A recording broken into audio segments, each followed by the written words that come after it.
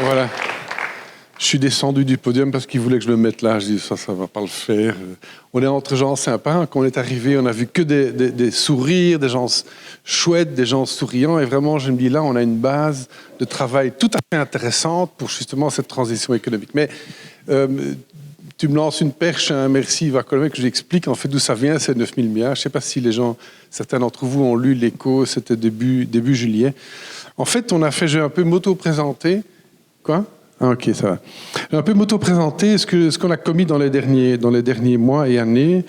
Je vais le faire à reculons. On va tout faire à l'envers aujourd'hui, je peux ?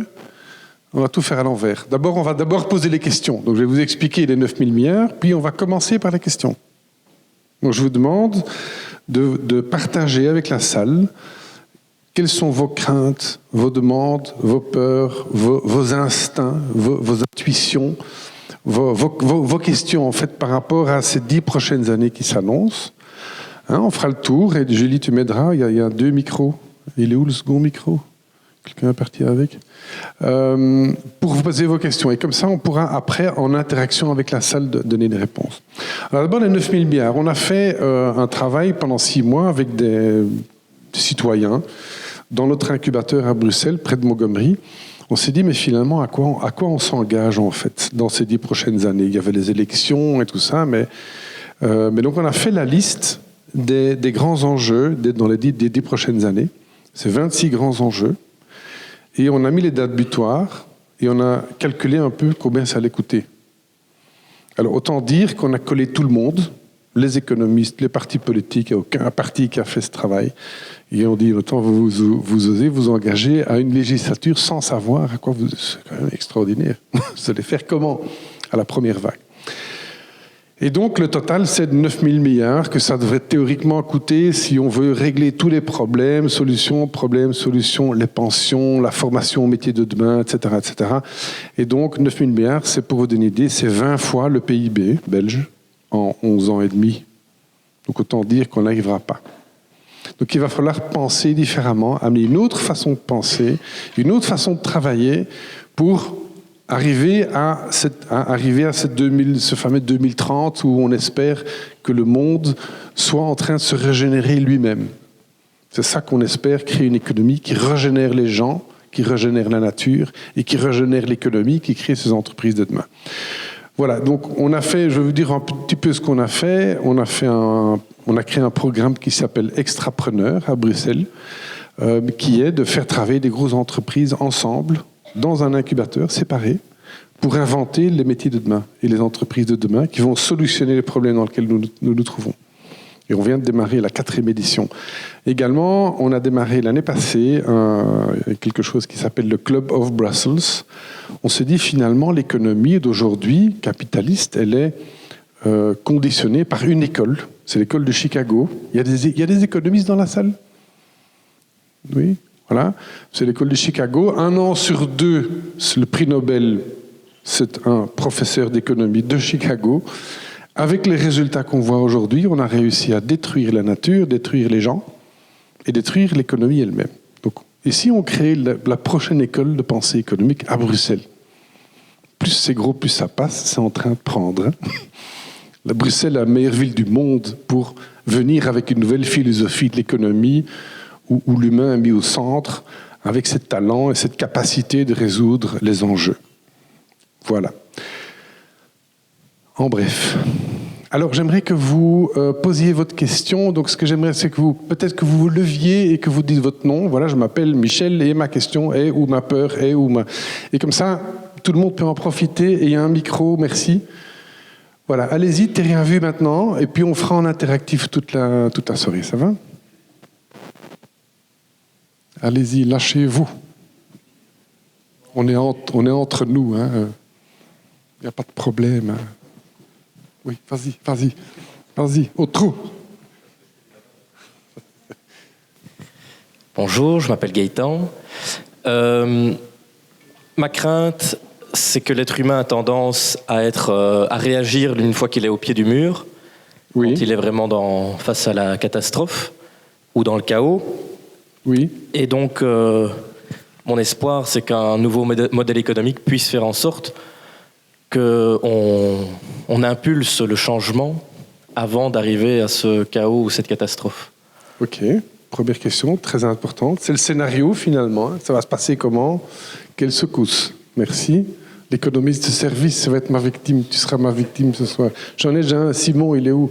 Le jeune, là, Simon. Ouais, Simon, il se première cache. victime, ça c'est la génération. Simon, oui. Et puis l'économiste de service, oui. Vas-y. Bernard, moi. Donc, comment se fait-il que chaque année, il y a une indexation au niveau de tout ce qui est, je vais dire, indexation pas au niveau des salaires, mais au niveau sociétal. Donc, tout ce qui est pièces, tout ce qui est voitures, en fait, tout ce qui dépend de l'économie en général, alors qu'il y a une automatisation qui se fait de plus en plus, qu'on a beaucoup moins de main-d'œuvre, donc des coûts moins importants. Normalement, on est encore au niveau des matières premières, on est encore plus ou moins dans la norme. Comment se fait-il qu'on a toujours une indexation à chaque année? Ça veut dire une augmentation des prix, c'est ça Des que c'est prix la question. en général, alors qu'on utilise moins de main-d'œuvre. Ok, C'était tout. merci pour la question. On fera au fur et à mesure, hein, dès qu'il y a assez de questions, puis on fera par vague, oui. Norbert. Alors, s'il y a un mot qui m'agace, c'est le pouvoir d'achat. Et je me pose la question, je viens d'écrire un texte pour les étudiants qui dit qu'en 2030, la question ou la notion de pouvoir d'achat a disparu. Je voudrais juste savoir si c'est un rêve ou si c'est imaginable qu'on puisse arriver à ce que cette notion débile puisse disparaître. Pour moi, pouvoir d'achat sous-entend quelque part une consommation effrénée. On doit pouvoir acheter. Mm-hmm. Et je veux dire, comment peut-on commencer à raisonner un petit peu dans notre manière de consommer, un peu plus intelligemment? Ok, mais j'ai juste demandé une précision. Oui. C'est-à-dire qu'à un moment donné, un aspect technique, quantitatif. Donc, si tu as 1500 euros, par exemple, net par mois, ça te permet de faire une série de choses, de remplir à certaines fonctionnalités, habiter, manger, Voilà. santé, on est d'accord, hein? C'est ça pour moi le pouvoir d'achat. Pour moi, Je comprends la deuxième partie de votre question, mais la Et- première partie, elle va rester. C'est comment on Ce qui va... est derrière, c'est quelque part le fait de pouvoir acheter plus intelligemment. Ok, mais Et ça plus long oui. terme. Je pense à la Suisse où je crois qu'un vélo Décathlon ne sera jamais acheté par un Suisse. On achètera un vélo qui peut durer 20 ans. Ok, ça va. La même chose à tous les niveaux. Pour se nourrir, on va se nourrir qualitativement, mais pas quantitativement, Ok. avec un maximum de déchets. C'est dans ce sens-là que la question ou la notion de pouvoir d'achat me dérange Ok, profondément. mais je comprends du coup. Mais c'est une excellente question. Et ça, c'est nous tous. Hein. C'est comment, si tu décortiques ton panier de la ménagère, ton mois, comment tu l'as dépensé, à quoi? Et on va essayer de ratisser. Donc, on va commencer par là, parce que c'est vraiment la question clé. C'est comment on va faire quand je regarde... Quand je regarde aussi mon équipe, j'ai une équipe, j'en ai pas mal qui ont moins de 30 ans. Quand tu vois ce qu'ils gagnent, comparé à ce que nous gagnons à leur âge, on va dire à 30 ans, à 24 ans et demi, on s'achetait notre première maison, 125%, on nous prêtait souvent de l'achat, de la valeur d'achat. Je te mets au défi de demander de ces conditions-là dans une banque aujourd'hui. Tu dois commencer par avoir 30% dans la compte. C'est tout à fait autre chose. Hein. Et avec 1500 euros par mois, c'est hard, quoi, hein, de pouvoir acheter. Donc c'est réellement un enjeu. C'est comment je réponds aux fonctions. Alors, il y a certaines choses que j'ai constatées tout à fait intéressantes. À Roubaix, il y a un monsieur qui s'appelle Alexandre Garcin, qui est dans l'équipe du maire, qui est un entrepreneur, qui a fait un exercice de zéro déchet sur Roubaix. Et ils ont fait l'essai avec 400 familles en disant, tiens, on va tâcher d'acheter en vrac, de cuisiner, de faire des composts, etc. Résultat des courses, et il me montre sa PowerPoint à la mairie. Il y a une slide à un moment donné qui passe très vite. Il dit, mais on a constaté que les gens dépensaient entre 100 et 400 euros en moins par famille par mois. Et il passe, il la passe la slide, il dit, mais reviens un peu. C'est extraordinaire, ça. Attends, les gilets jaunes devraient être contents. Ça veut dire que si on fonctionne durable, l'avantage financier est considérable, quoi. Ça veut dire que c'est la réponse à ta question. Alors, je pense qu'on commence tous à comprendre qu'acheter du bon marché, ben, c'est comme jeter de l'argent par la fenêtre. Hein. Donc finalement, je pense qu'on commence à comprendre ça. Mais pour se projeter sur 2030, regarde comment nos jeunes font maintenant. C'est si bon, hein, ça c'est bon. Effectivement. J'ai trouvé un jeune dans la salle, t'as vu? Et on l'a trouvé bien. C'est lui. C'est lui qui va payer notre pension à tous. Ça va être bien. Donc qu'est-ce qu'ils font maintenant? Ils achètent plus de voitures. Ils partagent les voitures. Ils vont en transport public. Ils se débrouillent très bien. Ils n'achètent plus de maison. Pas dit quoi? Pour rester, pour s'ancrer, rester coincé avec une maison. Tu rigoles ou quoi? Moi, je vais pouvoir bouger, voyager. Toute cette génération, une grosse partie de cette génération bouge et se renomadise, en fait. C'est intéressant. Oui, merci, c'est gentil. Donc, toute cette génération redevient nomade. Bon, il aime bien Malmedy pour l'instant. Hein. Il va falloir qu'il continue à séduire pour qu'il reste. Hein, parce qu'il va peut-être partir à Cape Town ou à Santiago ou à Mexico City. Hein, peut-être. Hein. Donc, c'est vraiment ça. C'est toute une génération qui va dépenser beaucoup moins. D'abord parce qu'ils ont moins envie de dépenser. Ils n'ont pas envie d'avoir un boulet à leurs pieds. Une voiture, ça coûte une fortune. Et ils ont envie de rester libres. Donc, ils vont consommer plus smart. Donc, je pense que oui, c'est dans la tendance. Et je suis flamand, hein, donc il y a une expression en flamand, je ne sais pas si il y en a qui comprennent le flamand ici. C'est vantemoeten. Ils vont devoir, ils seront obligés parce qu'ils auront moins de pouvoir d'achat, excuse-moi. Voilà, donc je pense que tout ça va dans la bonne direction. Alors, un autre économiste, de service, comment ça se fait que les prix augmentent avec... Alors, il faut savoir que pas tous les prix augmentent, parfois les prix diminuent. Hein.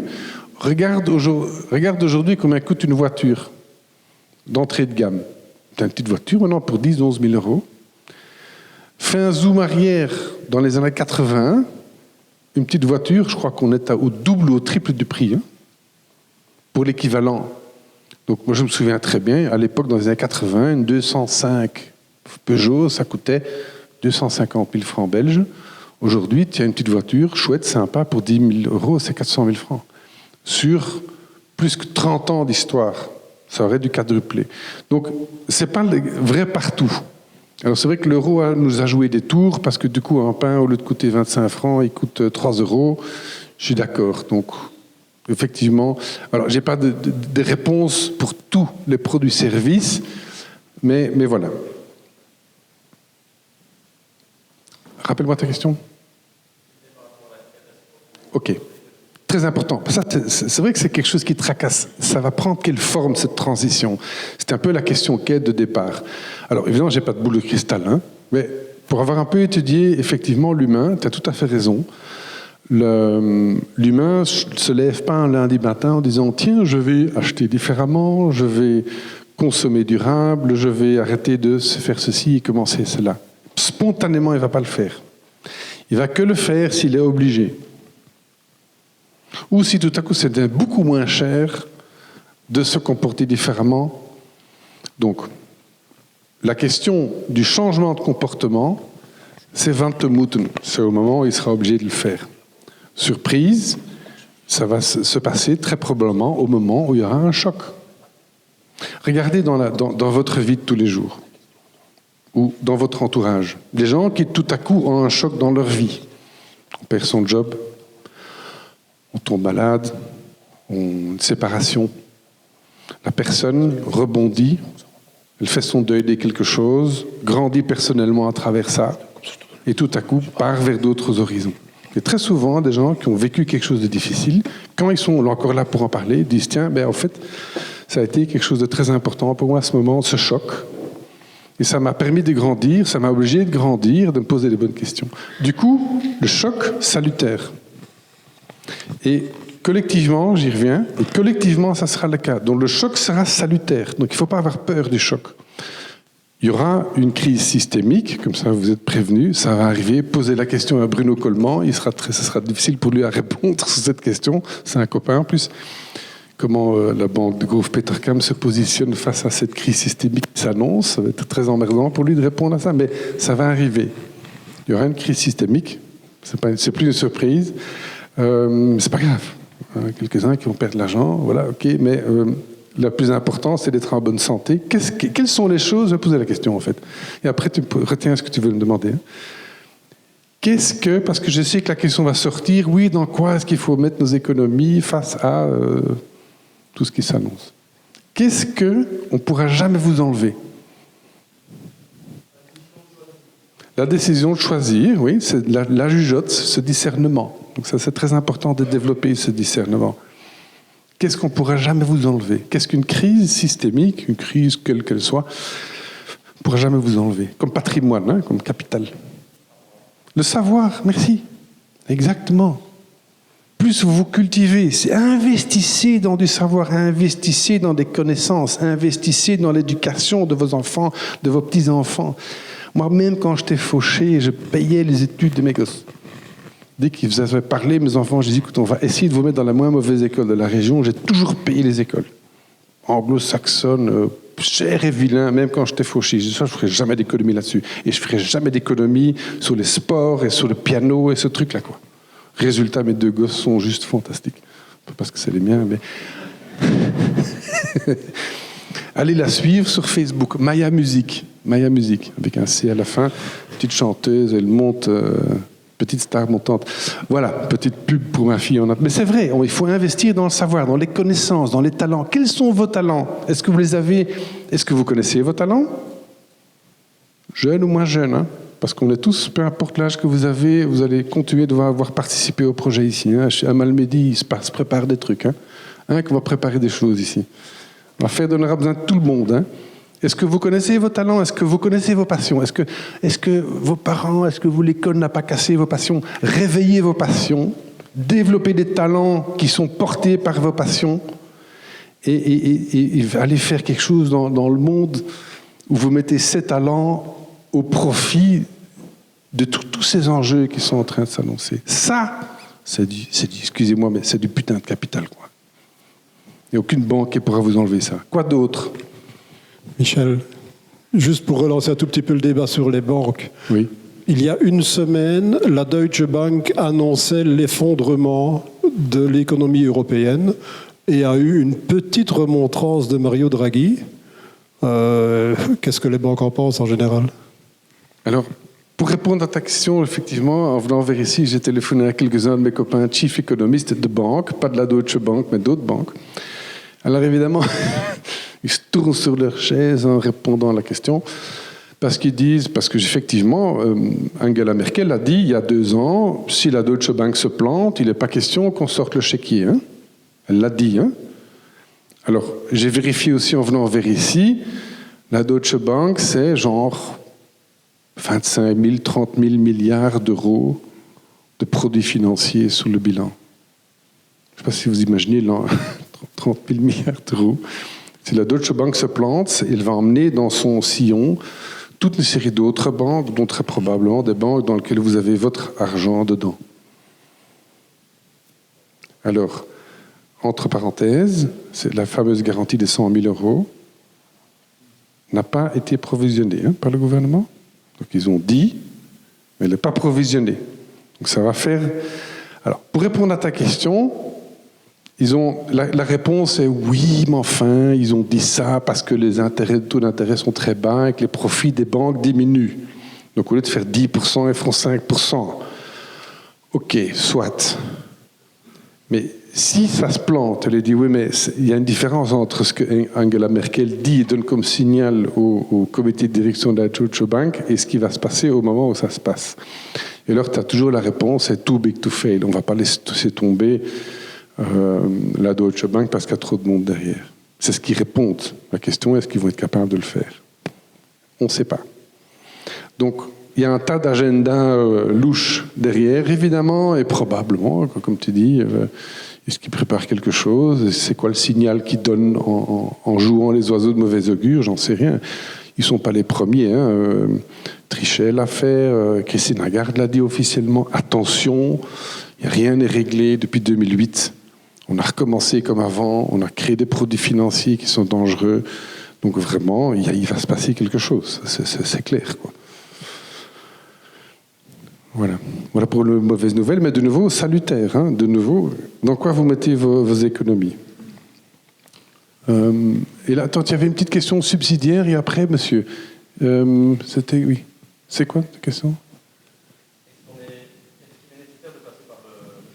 Oui, ok. La réponse est oui. Alors, on n'aura pas qu'un choc, on en aura plusieurs. Sur 10 ans, on aura plusieurs chocs.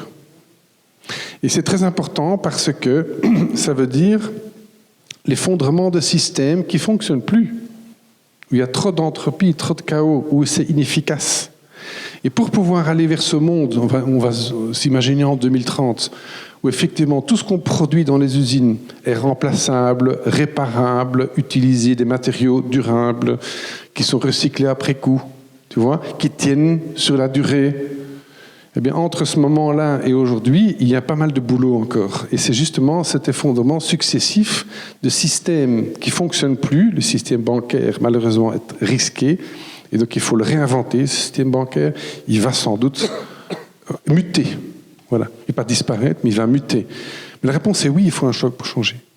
Et donc, les marches d'aujourd'hui et les différentes marches auxquelles j'ai un peu participé, c'est un choc en quelque sorte. Parce que aujourd'hui, on ne rigole plus avec le climat. Maintenant, tout ça est pris très, très au sérieux. Donc, les entreprises qui disent « nous, on s'en fout », il n'y en a plus beaucoup qui osent dire ça. Parce que ce qui se passe, c'est qu'il y a des gens, des employés qui ont été marchés également, qui disent non, on ne s'en fout plus. Donc c'est une forme de choc. Il n'y en aura pas un, il y en aura vraiment, vraiment des nombreux. Il y a la pyramide des pensions, vous savez, d'ici 2024-2025, on sera tellement plus nombreux à être à la pension. Et il y a beaucoup moins de jeunes, donc les calculs ne vont plus fonctionner. C'est un tiers du PIB qui va servir à payer nos pensions, en fait. Donc, c'est un choc aussi. Le choc des talents. Donc, à un moment donné, aujourd'hui, il commence à y avoir des entreprises qui doivent fermer leurs portes parce qu'ils ne trouvent plus de jeunes talents. On est en business discontinuity, comme on l'appelle. C'est un vrai choc, t'imagines ? Ta boîte, elle fonctionne, elle a des clients, elle a des fournisseurs, elle a un produit, mais tu ne trouves plus personne pour faire tourner ton usine. Bah, tu fermes boutique. Ça s'appelle un choc, hein ? Donc on en aura plusieurs. Et c'est effectivement tous ces chocs qui vont nous réveiller à quelque chose, individuellement et collectivement. Donc c'est intéressant, c'est important qu'on mute en fait d'une société vers une autre. Et donc cet état dont tu parlais d'aujourd'hui, il est non durable. On a réussi en 50-100 ans à non seulement détruire la nature à une vitesse accélérée, détruire les gens. Regardez l'état des dépressions, des burn-out, des maladies chroniques, maladies longue durée, ça n'a jamais été aussi élevé. On a réussi à détruire les gens et on a réussi à détruire notre propre économie. Voilà l'état dans lequel on est aujourd'hui. Donc il y a du boulot, quoi. Et donc tout ça, c'est muter tout ce qui ne fonctionne pas en se mettant tous ensemble pour inventer des trucs localement, revenir au local, revenir aux communautés. C'est ce que nous sommes en train de faire ici, c'est construire des communautés locales qui vont s'entraider, réveiller leur créativité, faire des choses qui ont du sens localement. Et puis inspirer d'autres. Et vous inspirez d'autres territoires aussi qui ont fait des choses. Il y a plein de choses qui se passent pour l'instant. C'est hallucinant dans le monde entier. Plus vous allez voyager, allez voir. Allez voir ce qui se passe ailleurs. C'est fascinant. C'est de créativité et de rencontres et de passion. Et des gens passionnés qui, dans l'ombre, en dessous du radar, font des choses vraiment intéressantes. Donc oui, la réponse est oui. Mais c'est salutaire et c'est nécessaire pour aller vers un vrai changement. Voilà. Après, monsieur derrière. Oui, bonsoir, je m'appelle François. Oui. Au risque de paraître un peu neuneux, Oui. je me demande si ce ne serait pas bon quand même de ramener la définition de l'économie, en tout cas sa définition originelle, de réexpliquer peut-être à quoi elle sert dans la société, parce qu'en écoutant les médias, par exemple, ou certains médias en tout cas, l'économie c'est faire du fric, donc des normes environnementales, on fait moins de fric, donc c'est pas bon. Voilà. Exactement. Merci. Très bien. Alors, la définition, merci, c'est pas neuneux du tout. L'économie, c'est dans son étymologie, allez voir, c'est la gestion de la maison. Alors, notre maison, c'est notre maison, c'est ceci, c'est la ville, c'est tous les ingrédients de la maison. Alors, il faut aussi, pour ceux qui connaissent un tout petit peu l'histoire, voir après-guerre. Avant la guerre, on s'occupait de nos personnes âgées, on s'occupait de nos enfants, on s'occupait de nos voisins. Maintenant, on a dit, tu sais quoi, les personnes âgées, on les mettra dans des hauts, les enfants, on les mettra à la crèche, les voisins, pas besoin. Donc, on a mutualisé beaucoup de fonctions de la société, et ça, c'est à la charge de nos impôts, qui ont augmenté d'année en année.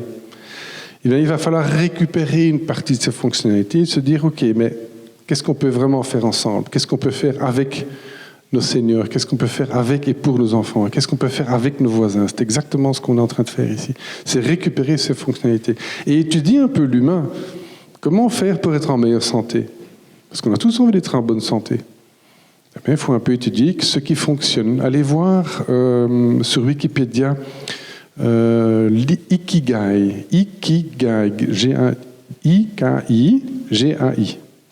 Alors, c'est une petite île au Japon, une toute petite île qui s'appelle Okinawa, sur laquelle il y a le plus de centenaires, c'est vraiment tous les records de centenaires sur cette petite île. Allez voir ce qu'ils font. Et alors, j'ai fait l'étude, si tu veux, on t'enverra les conclusions pour que tu puisses envoyer à ceux qui veulent les conclusions en détail d'effectivement ce qu'ils font. Notamment, être souvent dans la nature, souvent au soleil. Avoir une diète, aussi une certaine façon de manger, des fruits et des légumes.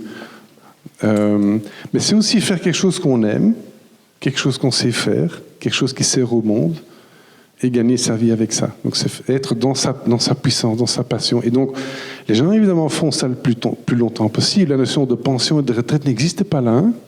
Si c'est son plaisir d'aller contribuer au monde en faisant son travail, ben on n'a pas envie d'arrêter.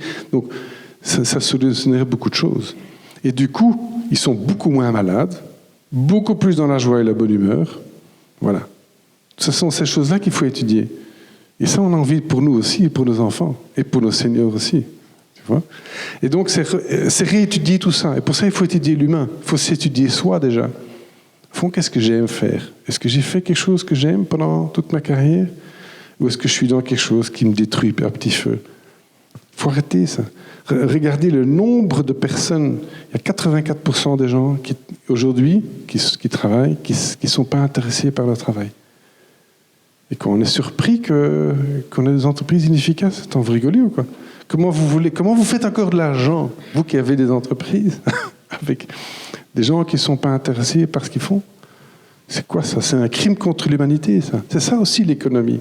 C'est remettre l'humain au centre, comprendre comment on fonctionne, qu'est-ce qu'on aime, qu'est-ce qu'on veut faire ensemble. Et c'est ce faire ensemble qu'on étudie, que vous allez étudier ce week-end pendant les ateliers. Qu'est-ce qu'on veut faire ensemble dans les 10 prochaines années ? À quoi on veut arriver ? Qu'est-ce qu'on se donne comme objectif ? Quelles sont les valeurs sous lesquelles on veut fonctionner ? Est-ce qu'on veut tous s'en mettre plein les poches, dans notre coin ? Ou est-ce qu'on veut regarder les études qui ont été faites sur les mourants? Il y a des études très intéressantes qui ont été faites sur les personnes en fin de vie. Qu'est-ce qui sort des regrets? J'ai passé pas assez de temps avec mes enfants. Putain, je passe pas assez de temps avec mes gosses. C'est vrai, je bosse tout le temps. Est-ce que c'est ça qu'on veut? Regretter ça, quoi. Excusez-moi, c'est tout à coup je me rends compte, je passe pas assez de temps avec mes gosses. Putain, j'ai pas envie de regretter ça. Ok, on va pas tomber dans le piège. Remettons nos valeurs. Qu'est-ce qu'on veut vraiment? Qu'est-ce qu'on veut vraiment? Et pas regretter. C'est ça, quoi. Et c'est ça qu'il faut mettre dans les valeurs de ce qu'on va faire dans les 10 prochaines années. Et tout à coup, c'est ça, revoir l'économie. Et tout à coup, tu peux reconstruire une société. C'est ça. Merci pour la question. Autre question? Oui. Donc, moi, je participe à pas mal de projets alternatifs où il y a un respect des autres, des gens qui travaillent, il y a un respect de l'environnement, etc. Mm-hmm. Il y en a plein. Ça émerge partout. C'est vraiment enthousiasmant, c'est super. Et c'est la bonne voie, c'est les valeurs, etc. dont on parle. Mm-hmm. Mais, et ici je vais me faire l'avocat du diable, avant-hier, notamment Philippe Barret, qui a animé la conférence à Stavelot, il nous rappelait opportunément 80 personnes ont autant de ressources, de richesses que la moitié de la population mondiale, en gros. Et on vit dans une économie super mondialisée, où le monde économique, le monde financier a un pouvoir considérable, qui impacte sur les normes, qui impose finalement tout, qui impose notre consommation, qui impose tout notre mode de vie. Enfin, on voit bien ce que je veux dire. Alors, comment basculer vers le fait que toutes nos initiatives, tous nos projets, mais ils émergent vraiment et qu'ils dépassent la marginalité, ils deviennent la norme, qu'il faut planifier, qu'il faut organiser. C'est un enjeu considérable et le choc qui va peut-être nous venir avant, évidemment, qu'on arrive à mettre tout ça en place. Mais le pouvoir politique qui doit devenir quelque part un partenaire, un allié qu'on doit interpeller, qu'on doit faire agir de gré ou de force, qui est trop lié pour le moment au mode économique et financier, évidemment, mais comment arriver à ce que toutes nos initiatives, les 15 000, j'étais cet après-midi à Bruxelles aussi, c'était super enthousiasmant aussi d'être, et il y avait beaucoup de jeunes, mais beaucoup des grands-parents, il y avait beaucoup de gens de tous les âges, mais comment faire ce basculement, inverser ce rapport de force là? Et là, il y a un rôle qui dépasse la réflexion sur nos valeurs et des projets qu'on met en place localement. C'est très très intéressant votre question, parce qu'effectivement, il y a des initiatives comme ça partout. Alors il faut donc absolument continuer. Il y a une prophétie qui dit les premiers seront les derniers et les derniers seront les premiers. Il y a une raison pour ça. Alors les premiers aujourd'hui, on va dire, si on calcule ça en chiffres financiers, qu'est-ce qui s'est passé en 2017 à 2007 et 2018? Le nombre des plus riches, comme vous dites bien, a diminué de moitié. Mais ils sont devenus encore beaucoup plus immensément riches parce que tout, si tu veux, le système se concentre comme ça. Il est fait comme ça. Et ça va continuer. Et à un moment donné, ça va imploser tout seul. Donc ces gens-là vont être tout à fait perdus. Parce qu'ils n'auront plus leur milliard. Ça va se retourner. Donc il ne faut pas croire. Ils essayent maintenant, j'en connais quelques-uns, je sais comment ils fonctionnent. Hein. À un moment donné, dans mon immobilier, quand je faisais de l'immobilier aussi, mon premier bien, je l'ai acheté cash, et mon dernier bien, je l'ai acheté avec 100% de l'argent de la banque. Une fois que tu sais comment ça marche, c'est facile de siphonner le système. Alors, de nouveau, dans ces moments de choc successifs qui vont arriver, qu'est-ce qui a de la vraie valeur? Ce sont ces communautés que vous aurez fabriquées humblement, sans rien demander à personne, en travaillant la qualité de coopération, en apprenant à se connaître. Tout ça sera de la valeur, une valeur inestimable, que tous ces gens-là ne pourront que jalouser, ils n'auront pas pris le temps de ça. Et donc justement, alors il y a quelque chose d'autre de très concret aussi, c'est qu'effectivement, il y a des... Alors il faut savoir que Bruxelles, pour ça, c'est une ville intéressante. Parce que, je ne sais pas si vous le savez, mais les lobbies les plus puissants du monde, ceux-là, sont à Bruxelles. Hein. Le lobby le plus puissant du monde, c'est que j'ai travaillé pour eux, un jour pour tous leurs juristes, de leurs membres, le plus puissant du monde. Pied de bilan, c'est une ASBL, 160 millions d'euros. C'est le lobby de la pétrochimie. Ils sont à Bruxelles. C'est le lobby le plus puissant du monde. C'est eux qui gèrent le monde, grosso modo. Ils sont à Bruxelles. Maintenant, ce qui se passe, c'est que je discute avec des gens qui sont dans la pétrochimie, qui sont des amis, qui ont été marcher avec leurs gosses aussi, qui se disent, Michel, on a un problème, c'est qu'on a une raffinerie, il y a 4800 personnes qui travaillent ici en Belgique, vous la connaissez, et la génération Y, c'est un peu la génération 25-40 ans. Quand on les a vus arriver, ils voulaient une voiture de société, ils voulaient pouvoir avoir un équilibre privé-professionnel, mais la génération Z, de moins de 25 ans, lui là, ils viennent même pas nous voir. Ils veulent pas travailler pour nous. Mais t'imagines? Donc ils ont un immense problème maintenant. Si tu veux, c'est le chien qui se mord la queue. Hein. Il dit, attends, on a tellement fait partie du problème et on a tellement manipulé tout le monde, et tout le monde sait ça maintenant, hein, c'est que tous ces gens-là ont sous-estimé, c'est justement que Internet a lettré tout le monde. Maintenant, tout le monde sait, en fait, qui sont les crocodiles et les bons et qui sont les mauvais. Hein. On connaît les entreprises qui font partie des problèmes. Donc, tous les jeunes parmi vous, vous avez envie de travailler pour des entreprises qui font partie des problèmes? Vous allez vous faire voir, hein? Vous voulez pas, hein? On est d'accord, hein? Donc, eux, on va avoir un immense problème de discontinuité. Et c'est une bonne nouvelle, évidemment. Donc, ça va se retourner contre eux. Mais ça, ils n'avaient pas prévu. C'est cette conscience collective, c'est tous ces genres d'événements ici qui, tout à coup, vous commencez à discuter. Oui, mais toi aussi, tu sens, oui, on a eu des trucs et des machins. Et donc, du coup, on va en fait conspirer quelque part pour le bien commun, pour faire progresser réellement nos vies, l'économie sous le bon sens du terme, le progrès. Et finalement, moi, je pense que ça va aller assez vite.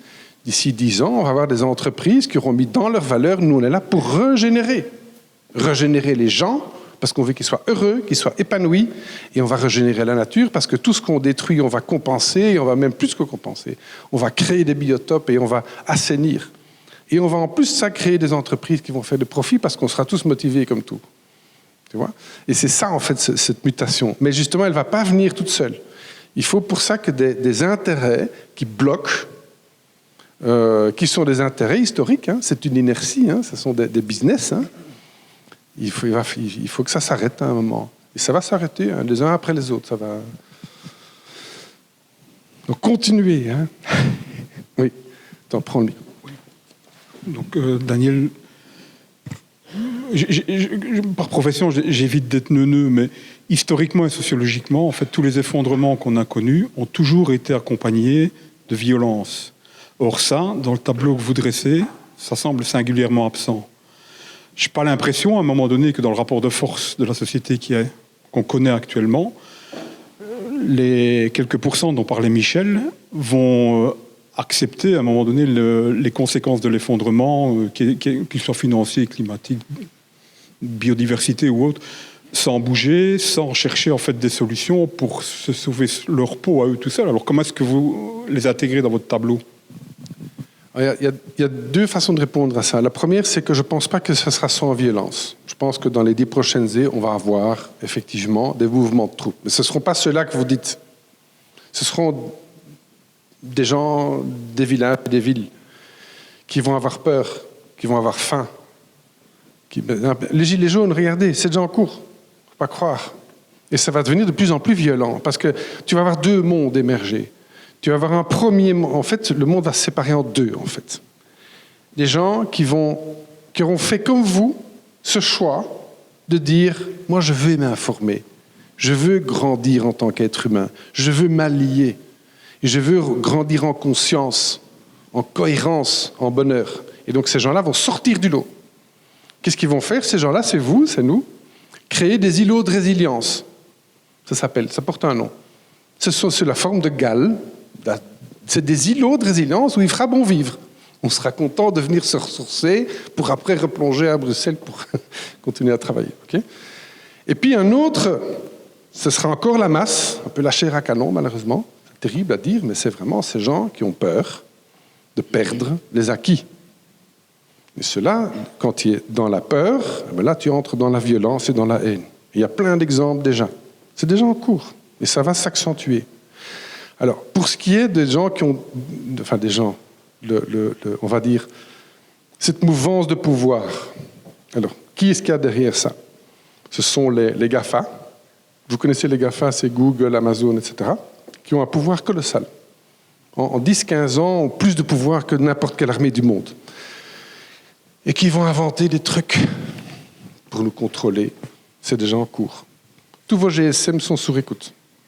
J'ai fait le test avec mes étudiants.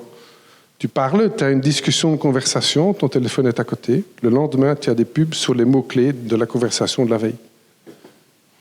La G5, la 5G, c'est la même chose. La 5G, c'est un four à micro-ondes. Excusez-moi pour ceux qui bossent pour la télécom, je suis désolé. Mais quand vous regardez les études scientifiques qui ont été faites sur la 5G, ce sont des micro-ondes qui vont se superposer, diriger. Donc vous vous trouvez quelque part, et si on est par exemple 3-4 à téléphoner, c'est 3-4 ondes qui sont dirigées vers vous de micro-ondes. Eh bien ça va nous abrutir. C'est une façon fantastique, évidemment, de contrôler les gens. Hein, mais il se passe, c'est en train d'être barré, toute cette technologie-là. Donc la technologie peut être salutaire, et on en aura besoin, la technologie, mais il va falloir un discernement. C'est qui disait discerner, hein? Quelque part derrière son discernement. Celui-là, notre capacité de choisir. Hein? Eh bien, il va falloir choisir ce qu'on veut comme technologie. Est-ce qu'on veut, sur ce territoire-ci, ce type de technologie, est-ce que ça contribue vraiment au progrès, oui ou non? Est-ce qu'il y a des effets pervers, oui ou non? Donc ça, c'est quelque chose qu'il va falloir décider. Donc, c'est la même chose pour le médical et pour tout le pharmaceutique, c'est la même chose. Donc, est-ce qu'on choisit pour quelque chose qui va nous donner la santé, ou est-ce qu'on choisit pour une médication qui va soigner, en apparence, le symptôme? C'est ça, de toute cette décision qu'on va devoir faire, nous, dans les 10 prochaines années. Et c'est nous, en tant que consommateurs, qui allons changer le paysage de l'économie, par nos choix éclairés. Et c'est pour ça qu'il faut développer sa connaissance. Il ne faut pas tout prendre pour de l'argent comptant. Il ne faut pas me croire, moi. Informez-vous, testez-vous. Vous-même, des autres façons de vous nourrir, des autres façons de vous soigner, des autres façons de vous éduquer, pour être capable de mieux discerner, de mieux choisir. Et vous allez voir naturellement, ces gens qui auront fait ce choix de conscience, ce premier groupe dont je parlais là tantôt, tout à coup, ils vont mieux vivre, ils seront plus heureux, ils seront plus souriants, eh bien, ils vont dépenser moins d'argent. Peut-être le micro vers là-bas. Après, non, d'abord vous, et puis après. Voilà. OK. Alors, je vais peut-être mettre ça, parce que attends, hop, si vous voulez. Bonsoir. Alors, ma question est en deux parties. En fait, je voulais savoir, est-ce qu'on va vraiment avoir le choix si on considère qu'on est dans une société de chômage structurel de masse, donc c'est-à-dire qu'il y a de moins en moins d'emplois et de plus en plus de personnes qui en cherchent. Et puis la deuxième option, c'est également, vous l'avez dit tantôt, too big to fail. En fait, les banques prennent en otage les moyens de paiement. Donc, c'est un petit peu caduque, toute révolution, dans ce contexte-là. Voilà, je vous demande si... Alors, j'ai deux bonnes nouvelles pour vous. C'est bien, merci d'avoir posé les questions. Il y a plein de bonnes nouvelles. Hein. Alors, la première chose, c'est les moyens de paiement. Il y a pour l'instant une émergence de diversité de moyens de paiement. La blockchain est en train de s'ouvrir. Toute série de monnaies locales sont en train d'émerger. Ça te crée une diversité de moyens de paiement. On a été effectivement, de nouveau piloté par les mêmes agendas, aller vers une monnaie unique pour aller plus rapidement, pour être plus efficace, mais ça nous a enlevé la résilience. On a besoin de résilience maintenant. C'est la diversité qui donne la résilience. C'est en train d'émerger naturellement. Et la première question, c'était... Alors, la toute bonne nouvelle, c'est qu'il n'y aura pas de chômage. Hein. À partir de 2021, avec les études que nous avons faites avec Agoria, enfin qu'Agoria a fait, à partir de 2021, il y aura beaucoup plus de demandes de gens dans le monde du travail que d'offres. Donc ça veut dire qu'il y aura un retournement de situation. Et pire encore, et ça c'est un autre problème qu'on va avoir, si aujourd'hui on en croit les informations dont nous disposons, en 2030, il va nous manquer 800 000 personnes sur l'économie belge pour faire tourner notre économie. Simplement parce que nous avons une population vieillissante. Donc ça sont des chiffres qui ont été travaillés avec le bureau du plan, etc. Oui, oui. Ça a été pris en compte. Ça a été pris en compte. Il y a une partie du travail qui va être numérisée, mais on parle de ça depuis des années. Tout ça est beaucoup trop lent. Malheureusement, l'informatisation, la digitalisation est trop lente. Pourquoi ? Il y a plusieurs raisons pour ça. Parce que ce n'est pas si fiable que ça. Il y a beaucoup de bugs. On n'a pas assez de monde pour construire cette technologie, pour les implémenter, pour les entretenir, pour les sécuriser. En Belgique, il n'y a pas assez de compétences, de jeunes compétents qui ont ce talent d'implémenter les technologies. Donc on a déjà en fait en Belgique raté ce virage de la technologisation. Donc il va falloir, c'est un problème insoluble. Hein. On était chez Agoria avec 30 personnes vendredi passé pour travailler là-dessus. Donc tout ce rêve de la technologie, c'est un rêve mouillé, il va rien se passer de ça. Enfin, ça va pas du tout être comme ils pensent, parce qu'on n'a pas les compétences aujourd'hui, et surtout pour la sécurisation de toute cette technologie.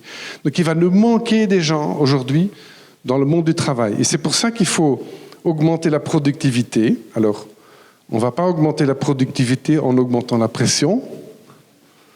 Ça, je pense qu'il y en a beaucoup parmi vous qui peuvent témoigner qu'en augmentant la pression, on diminue la productivité, on casse les gens.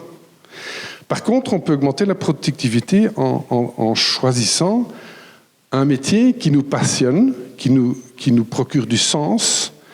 Et du coup, quand tu es dans quelque chose qui fait sens, que tu aimes bien, pour lequel tu es talentueux, ben ta productivité elle va doubler et tripler. Hein.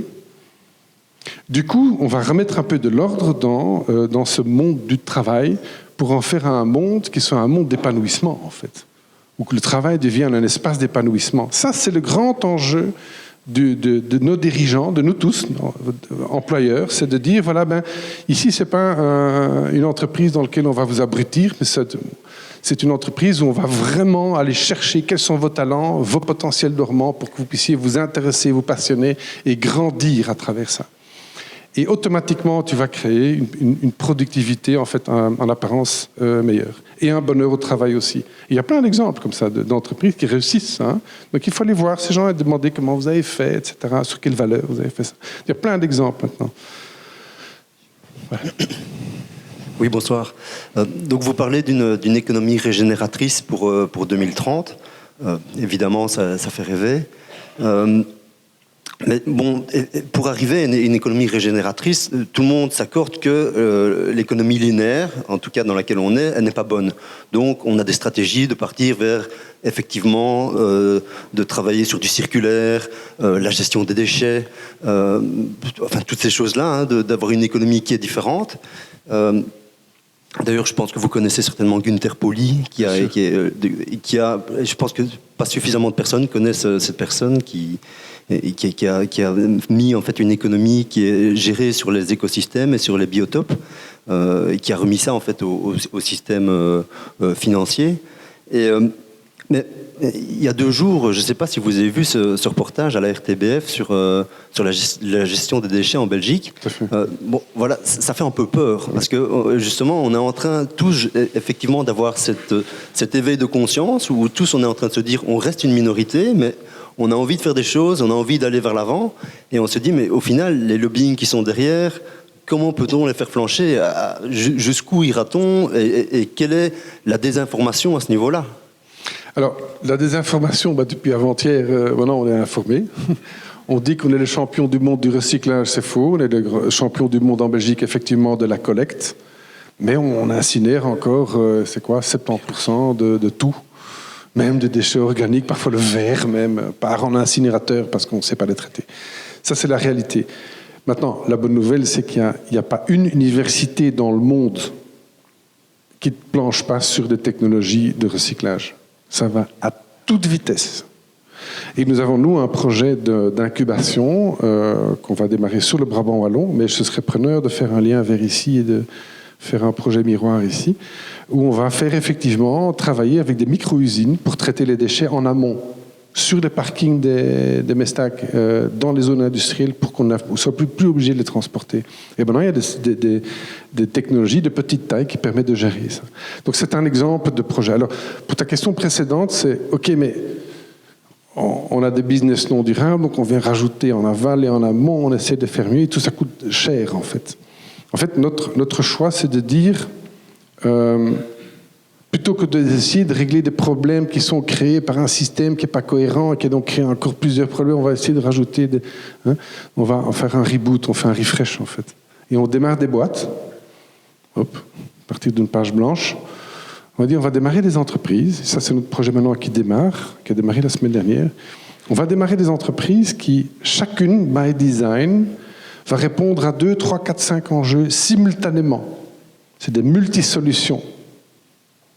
Donc, pour donner réponse à ce fameux article qu'on a fait sur les 9 000 milliards, on va dire, OK, on n'aura pas l'argent pour ça. Par contre, si on a la créativité, chacun de nous, de dire plutôt que de répondre à un besoin avec mon business, je vais répondre à 3, 4 différents enjeux. On les connaît maintenant. Formation des jeunes, régénérer les biotopes, diminuer les déchets déjà. Au lieu de devoir traiter les déchets, diminuer les déchets, by design, éco-design. Eh bien, tout à coup, en fait, c'est de l'arithmétique. Je vais faire le calcul, vous allez comprendre tout de suite. Imagine sur les 7 communes, c'est 7 communes. Hein. Sur ces 7 communes, vous avez 1000 entreprises.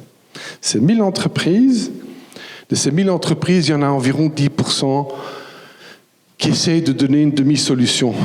Ça veut dire 10%, ça veut dire 100, ça veut dire que j'ai 50 solutions sur ce territoire-ci. Et si on se disait que d'ici 2030, chacune de ces 1000 entreprises vont donner une multisolution. Une multisolution, c'est-à-dire 4 solutions, mais j'ai 4000 solutions plutôt que 50. C'est de l'arithmétique. Si chacune de nos entreprises, chacun de nos métiers dit, tiens, plutôt que de faire que de l'urbanisme, j'ai rencontré un monsieur ici, Luc, qui a démarré ça ici. Il est urbaniste architecte. Si tout à coup il disait, maman, mon bureau d'urbanisme architecte, je vais également penser à la gestion des déchets sur place. On va penser également à tout le recyclage des eaux en amont et en aval. On va réfléchir à la production d'énergie sur place. On va créer des écosystèmes de maisons, de lotissements où on va avoir de l'intergénérationnel social. Donc je vais répondre à au moins 6 ou 7 enjeux simultanément avec la même base. Eh ben, c'est ça qu'il faut faire, donner des multisolutions. Et c'est ça, en fait, qu'on nous allons créer comme test, parce que les grosses entreprises, c'est quand même un peu compliqué de faire évoluer les mentalités, et prouver que ça marche. À côté. Et tout à coup, tu peux inspirer, tout le monde va dire vous avez fait ça et tout ça, vous gagnez de l'argent. Bah oui, on a plein de jeunes qui viennent travailler pour nous. Ah bon, ils sont chez toi, tous les jeunes. C'est comme ça. C'est ça la stratégie. Il y a plein de solutions qui sont en train d'émerger. Oui, je vais repasser le micro, mais j'ai encore 3 hommes qui demandent la question. Et c'est une tendance depuis 2 jours. Il y a très peu de questions de femmes, donc j'invite... Ça va pas, ça, attends. Non, la transition sans les femmes, ça marchera pas. Non, alors Pierre-Louis, et puis Doc... vous savez qu'en Afrique, c'est les femmes qui gèrent l'économie, vous savez ça. J'ai un jour fait une conférence, Women for Africa avait 800 femmes. Toutes les femmes, c'est eux qui gèrent, c'est eux qui tiennent tout. Hein. Mais justement en Afrique, Michel... Oui. Ah oui, voilà. J'ai beaucoup vécu en Afrique, et là, ils ont des développements qui sont basés sur leurs ressources locales. Donc, leurs ressources locales, ils les connaissent et c'est celles-là qui répondent à leurs besoins de base. Donc, d'où, à mon avis, ce n'est pas important de revenir à cette échelle-là, locale, connaître nos ressources qui doivent répondre à nos besoins de base. C'est ça. Ce sont 2 choses fort importantes. Et lié à ça, est-ce qu'une économie locale pourrait se restructurer et avoir assez de pouvoir et être isolé assez fortement des choses qui déconnent au-dessus, quoi. On voit l'Europe, elle nous mène dans le mur. Et la petite Belgique, elle n'a pas de cohésion, de cohérence. Voilà, c'est notre question ici. Est-ce qu'on a le pouvoir? Est-ce qu'on a le pouvoir de recréer une économie locale qui réponde aux besoins de base? Merci. Merci beaucoup, Pierre-Louis, parce que c'est vraiment ça. Et s'il y a un truc que vous devez avoir dans votre tête en sortant d'ici, c'est ça. C'est le vrai pouvoir aujourd'hui. Parce que je suis à Bruxelles et je suis obsédé par cette question de scénario, obsédé par cette question des lobbies. Dire, mais attends, est-ce qu'on a une chance, quoi? Qu'est-ce que je propose à mes gosses, finalement, hein? Eh bien, pour avoir fait le tour de tout le monde, inclus du confessionnel Vatican, machin, et pour inspirer quand même un peu, eh bien, la boîte est vide là-bas aussi. Donc, le monde politique, il compte sur vous. Je sais qu'il y a des élus ici, et ils vont sûrement dire la même chose que moi. Ils comptent sur vous. Au fédéral, ils sont perdus, en fait. Régional, tout juste, mais au fait, plus c'est haut, plus on s'en décolle de la réalité. S'il y a un niveau de pouvoir, ils sont bien connectés aux ressources locales et aux communautés, c'est le niveau local. C'est vous qui avez le pouvoir. Les élus locaux, c'est vous aujourd'hui qui avez la main avec les communautés ici présentes. Et c'est évident, Pierre-Louis, qu'il faut retourner vers une économie locale, saine, à cycle court de légumes et de fruits de saison, utiliser nos ressources locales. Ça va coûter moins cher, c'est plus efficace, moins d'impact CO2, c'est plus pragmatique en fait. Donc évidemment qu'on va vers ça. Mais on va encore acheter des bananes, et on va encore acheter des mangues, et on va encore acheter des choses qui ont été assemblées en Chine et ont fait 50 000 kilomètres. On va encore le faire un petit temps. Mais à terme, on va aller de plus en plus vers le local et c'est évident. Et c'est très important de comprendre qu'aujourd'hui, c'est vraiment vous qui avez le pouvoir. Pourquoi? Qu'est-ce qui va se passer? Vous vous organisez. Vous allez réaliser des projets, vous allez vous inspirer d'autres territoires qui ont fait des choses intéressantes. Tout à coup, vous allez trouver des solutions de mobilité locale, d'agroécologie, d'habitat durable, qui seront inspirées. Vous aurez été inspiré par d'autres projets, vous aurez fait mieux, vous aurez pu inspirer d'autres projets. Et c'est ça qui va faire cette émergence. Tout à coup, on va dire, il se passe un truc à Malmedy, hein. T'as vu? Ils sont beaucoup plus heureux que chez nous à Bruxelles. Hein. Ils font comment? On va aller voir à Malmedy, comment est-ce qu'ils ont fait. Ben, c'est ça, votre pouvoir aujourd'hui. C'est vraiment ça, et je vous assure que c'est vrai. Bonsoir. Bonsoir. Moi, je m'appelle François. On me fait dire dans l'oreillette derrière moi que pour faire écho à ce que vous dites, on a mis dans cette optique-là la bière qui n'est pas locale à 5 € et la bière locale à 3 €. Parce que ça nous semble plus cohérent. Un sourire. Voilà. Moi, j'avais une question parce que je m'attendais au début à ce que vous nous expliquiez. Tiens, il y a ça qui existe comme possibilité de transition, etc., etc. Donc, je reste un peu sur ma faim à ce niveau-là. Quel pouvoir concrètement vous avez face au lobby, à l'économie linéaire, etc., etc., sachant que c'est pas des rigolos, quoi. Ils sont partout, absolument partout. Ça, c'est une chose. On sait que, on avait parlé effondrement tout à l'heure ensemble, l'effondrement économique, vous le dites, ça va arriver, ça va pas être rigolo, parce que économie égale nourriture, égale bref, voilà. J'ai 2 soucis, c'est-à-dire, est-ce qu'on va avoir en tant qu'être humain, c'est-à-dire qu'on a quand même, c'est absolument extraordinaire ce qu'on arrive à faire, donc je vous parle dans un micro qui est transmis dans des enceintes, on peut parler à New York, on peut faire bref, l'homme a inventé des choses extraordinaires, mais est-ce qu'on aura la sagesse à un moment en tant qu'espèce, sachant que au niveau de l'histoire de la Terre, on n'est pas là depuis très longtemps, hein. Est-ce qu'on aura la sagesse de recréer une économie qu'on pourrait appeler, je sais pas, raisonnée, c'est juste tourner vers autre chose, de l'humain, vers qu'est-ce qui est important au fond, vous l'avez dit tout à l'heure. Est-ce qu'en tant qu'espèce, on a la sagesse de faire ça? Tout ce que je regarde, en tout cas, me démontre que non. À l'heure actuelle, on ne l'a pas. Tant que maintenant, on ne l'a pas. Ça, c'est une chose. Dans la continuité de ça, c'est-à-dire que quand j'écoute Jean Covici, Jean-Marc, qui explique, disant, déjà, le RIS, à l'heure actuelle, d'un citoyen français, par exemple, la planète ne peut pas le supporter, au niveau de la consommation que ça va engendrer. La consommation de quelqu'un qui touche le RIS, à l'heure actuelle, n'est pas supportable au niveau de 7 milliards d'habitants qu'on peut être. Donc, comment est-ce qu'à nouveau, on peut réinventer quelque chose comme ça, différemment? Et je vais juste terminer. Des crashs économiques, il y en a déjà eu. En 2008, c'était assez compliqué. Vous dites qu'on va pouvoir recréer quelque chose à nouveau au niveau du prochain qu'il va y avoir, parce que j'entends beaucoup dire qu'il sera bien plus terrible que celui de 2008. Et je reviens à cette question de sagesse. C'est-à-dire qu'on a déjà bien déconné, c'est pas la première fois que ça déconne, hein. Ça fait la 3e, 4e fois qu'il y a des grands crashs. Est-ce que cette fois-ci, on sera un peu plus sage? Voilà. Alors j'ai une bonne et une mauvaise nouvelle. Merci. Merci.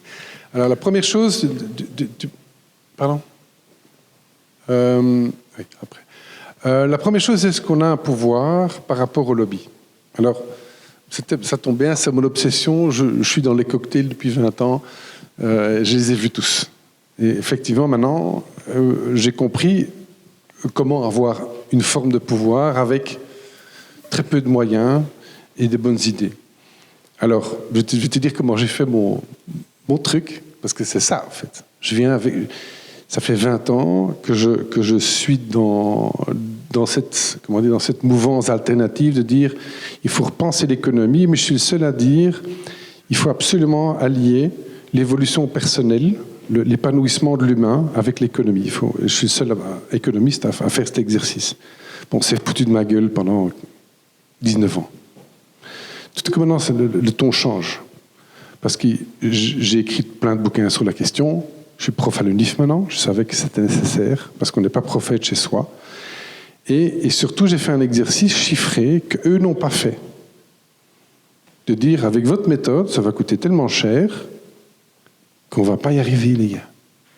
Et votre boîte va y passer aussi comme les autres. Je les mets en échec et mat sur leur propre terrain. Les économistes, Bruno, il me donne raison. Il dit, je ne sais pas, t'as raison. C'est pas un enjeu, c'est pas que le climat, c'est 25 enjeux et on n'aura pas l'argent de gérer ça en 10 ans. Et il m'a dit des choses dans les coulisses de la Banque de Grove qu'il ne dira jamais à la radio. Donc voilà. Donc aujourd'hui, il faut faire plusieurs choses. Et après, il faut, à côté de ça, il faut prouver que ça marche sur le terrain. Donc c'est ça qu'on est en train de faire maintenant. On est en process de le faire et de le réussir en plus. Mais après, avoir un narratif différent, c'est de dire, finalement, quels sont vos problèmes, monsieur le client, monsieur Total, monsieur, pour le pas nommer, Engie, tous ces grandes entreprises, Carrefour, ils ont plein de problèmes qu'ils ne savent pas résoudre avec l'ancienne façon de penser. Et comme ils ont épuisé tous les bureaux de consultance connus sur la place qui ne leur ont pas donné de solution, ils sont obligés de regarder ailleurs. C'est un peu comme dans la vie, il t'arrive un truc, tu vas voir ton généraliste, tu vas voir ton psy, tu en discutes avec madame, tu n'arrives pas, mais tout à coup tu vas peut-être aller voir un chaman et tout à coup qui va te... Hein, on ne va pas aller voir un chaman spontanément, avoir la sagesse d'aller voir quelqu'un qui peut te reconnecter à l'intelligence de la nature, pas spontanément. C'est ça la réponse à ta deuxième question. Non. Spontanément, on ne va pas se lever un lundi matin, tout à coup avec cette sagesse, oh oui, je vais me relier à Mère Terre et à... Non. C'est rarissime. Il faut qu'il se passe des chocs. Il faut vraiment des sauts d'apprentissage personnel et de conscience pour être capable de se rendre compte, mais finalement, on a une maman en commun. Et c'est la Terre. Peu importe les frontières, peu importe les races, les cultures, les langues. Et on respecte la mer. Parce que c'est elle qui nous donne à manger, à boire, matin, midi, soir. On arrête de la détruire. Tu vois, c'est tout un chemin personnel, en fait, de maturité personnelle. Et c'est ton chemin personnel qui va inspirer ton entourage, qui va inspirer son entourage. C'est ça, en fait, cette augmentation du niveau de conscience. Ce qui se passe ici ce week-end est très important. Vous allez entendre, sentir, écouter, partager des intuitions, des ressentis. C'est ça qui va faire monter cette sagesse petit à petit pour passer d'un monde extrêmement égoïste où on ne connaît pas son voisin et que franchement, on n'en a rien à foutre du voisin, vers un monde en disant « mais j'ai besoin du voisin, parce que je ne sais pas faire sans lui. J'ai besoin de me reconnecter et me reconnecter à la nature, et me reconnecter à mes passions. » C'est ça, là. Elle vient petit à petit. Tu vois ? Et c'est ce genre d'événement qui facilite ça. Donc vraiment, bravo aux organisateurs. Et je suis très, très impressionné, pour tout vous dire, parce que je suis souvent dans ce genre de groupe, très impressionné de la maturité et de l'énergie qui règne ici. Et dans l'équipe, c'est quelque chose d'extrêmement porteur. Donc ceux qui portent ce projet ici, vraiment félicitations, parce que ça fait preuve de beaucoup de sagesse humaine, que je ne retrouve pas dans la majorité des autres endroits. Il y a beaucoup d'ego dans les villes.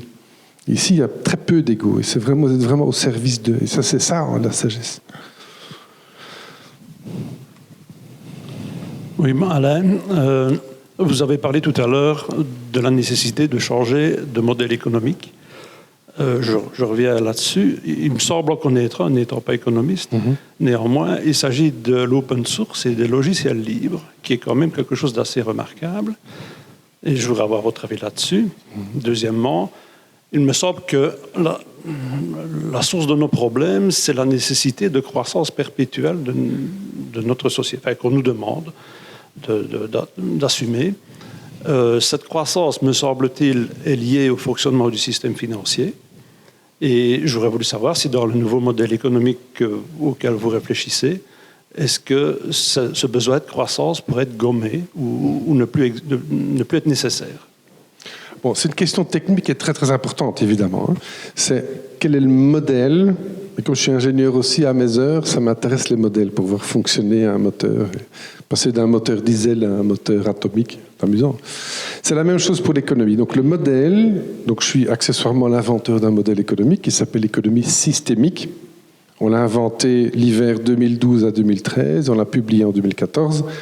Depuis 2014, on a un sommet annuel, le sommet de l'économie systémique, où on travaille ça et on travaille le modèle. C'est un vrai modèle. Donc Günter Pauli, que je connais, qui est un ami, il a des idées sur l'économie bleue, mais il n'a pas de modèle. Il s'inspire de la nature. Nous avons un vrai modèle. Alors, ce modèle est basé sur 3 principes.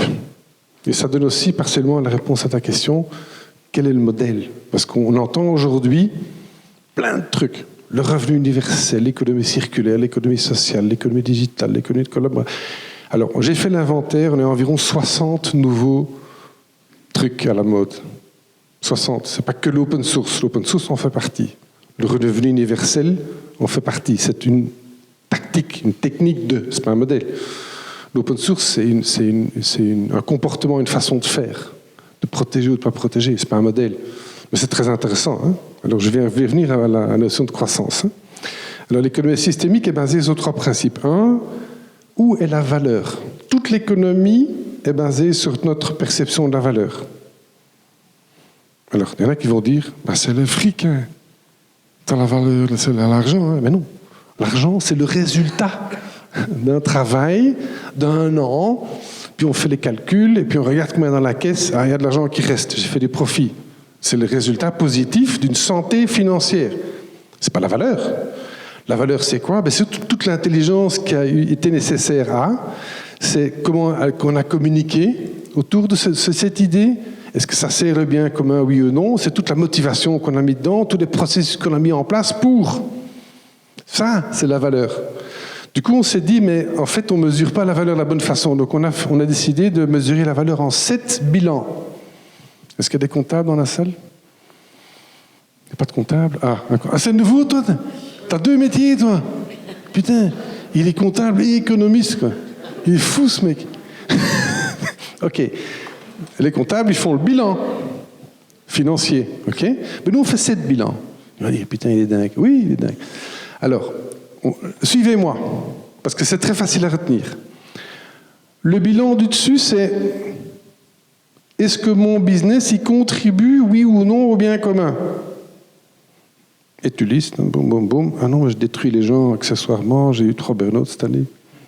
OK, tu fais ton bilan. Bilan des connaissances, qu'est-ce que je sais pas? La tête.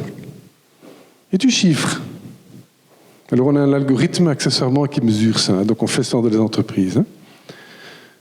Troisième bilan, c'est la communication. Est-ce que je communique bien, aux bons endroits, vers les bonnes cibles, avec le bon outil, au bon moment, avec le bon message, ou est-ce que je communique mal, vers la mauvaise cible, avec un mauvais outil, avec pas le bon message? Ça peut te coûter ta boîte, hein? OK? On va calculer combien ça vaut. Le bilan du cœur. Est-ce que les gens sont motivés ou démotivés? Ça peut te coûter ta boîte aussi. Est-ce que les gens t'aiment, tes clients? Est-ce qu'ils t'aiment? Parce que s'ils t'aiment, ils vont revenir. S'ils aiment ton service, ils vont revenir. S'ils t'aiment pas, ils vont pas revenir. Donc on va calculer en euros combien ça vaut. Tu peux suivre le cours humain. Le bilan des intestins, qu'est-ce que tu fais avec les intestins? C'est le processus pour transformer des ressources en énergie. Donc est-ce que tes processus, ils sont efficaces ou inefficaces? Linéaire ou circulaire? Chiffre ça en euros. Ici, tu as le portefeuille, le bilan financier, et puis tu as le bilan terre. Qu'est-ce que je détruis, qu'est-ce que je régénère? Autant dire que tous nos bilans terre sont en déséquilibre. Donc si on veut être pragmatique, il faut que tous nos bilans soient en équilibre. Première clé, la valeur et le potentiel. Alors, est-ce qu'il y a des Big Four dans la salle? EY, PwC, où est-ce qu'ils sont? KPMG, il n'y en a pas. Ils sont pas, c'est bien. C'est peut-être pour ça que tu as tellement de gens de bonne humeur ici. Parce qu'il n'y a pas de consultant dans la salle. Excusez-moi. Tu n'as aucun consultant qui va te parler de passifs intangibles. Hein. Donc le tangible, c'est ressources terrestres et argent tangible, bâtiments et terrain. Tout le reste, c'est des bilans immatériels, intangibles. La connaissance, les réseaux, la motivation, c'est impalpable. Et pourtant, ça fait toute la valeur de ton entreprise. OK ? Tu n'as pas un consultant qui va dire ta connaissance négative, c'est autant. Il va te dire, oui, ta connaissance, ça vaut 10 millions. Mais tout ce que tu ne sais pas, ça vaut combien? Un bilan, ça a 2 côtés, hein, le comptable. Hein? Actif, passif. Hein? On ne parle pas du passif intangible, pourquoi pas? C'est justement si tu sais que tu ne sais pas quelque chose, que tu vas aller chercher la connaissance. On est d'accord, hein? Bon. C'est la dynamique ici de ce territoire. On a envie de faire quelque chose, on ne sait pas comment faire, donc on va s'informer, on fait venir des gens de Bruxelles. Bon. Première clé, actif et passif à 7 niveaux. Deuxième clé, tout ce que tu fais doit contribuer à plusieurs enjeux du bien commun, faire progresser. Donc tu montes en fait la quête, la raison d'être de la boîte, au-dessus des égos, au-dessus de l'avidité, de l'aspect puéril en fait, de nos névroses, on va dire comme ça. Pour les psychologues dans la salle? Il y a des psychologues dans la salle? Non.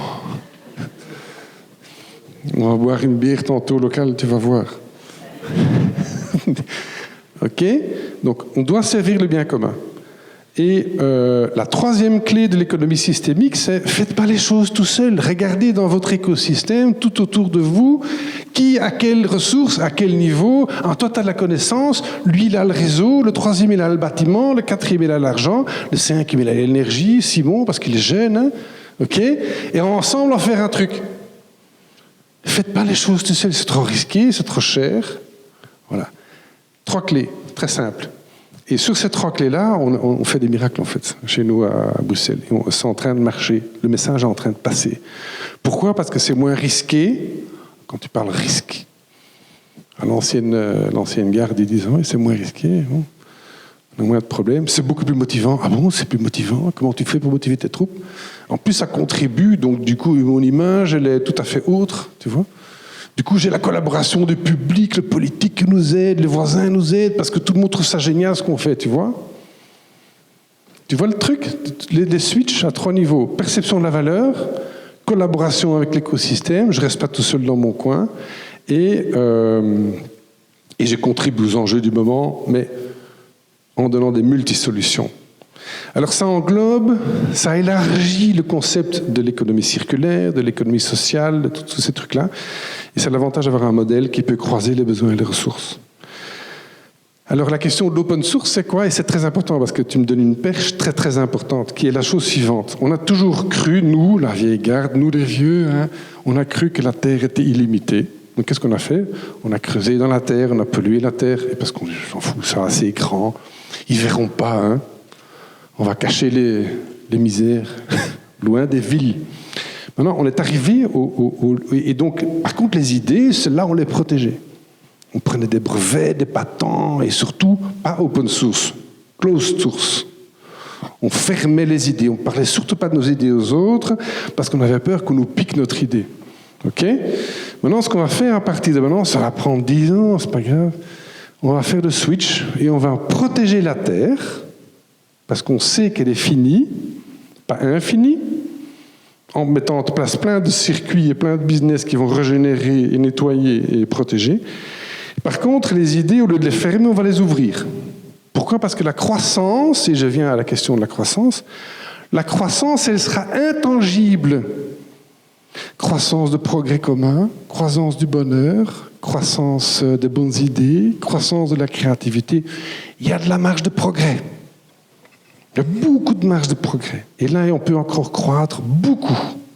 Parce que si j'ai dit à Simon, tu sais quoi Simon, Simon, on va décroître. Il va dire, putain, il est fou ce mec, moi je m'en cours.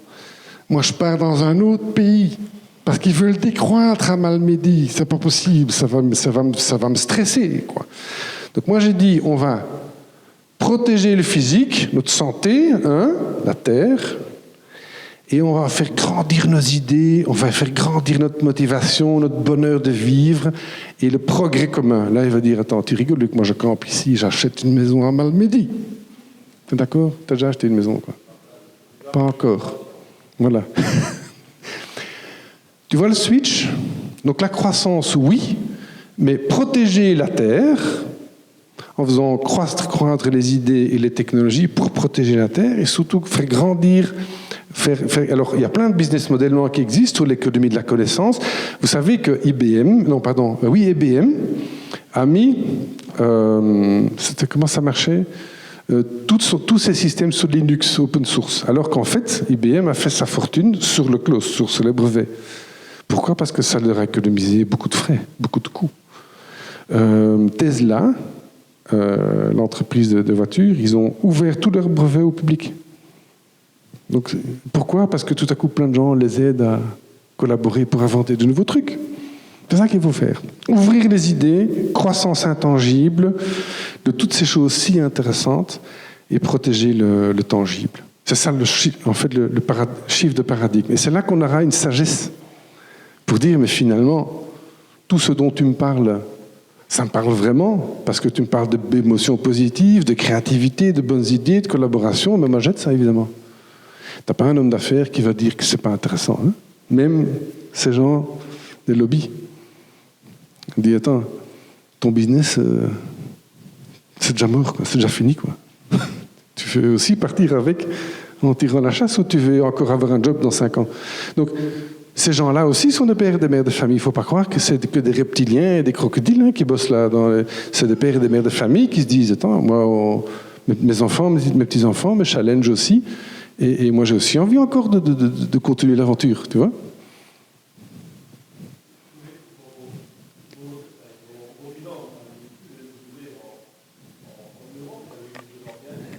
Eh bien, écoute, je suis d'accord, mais j'ai commencé par le mesurer en euros. Ça parle plus.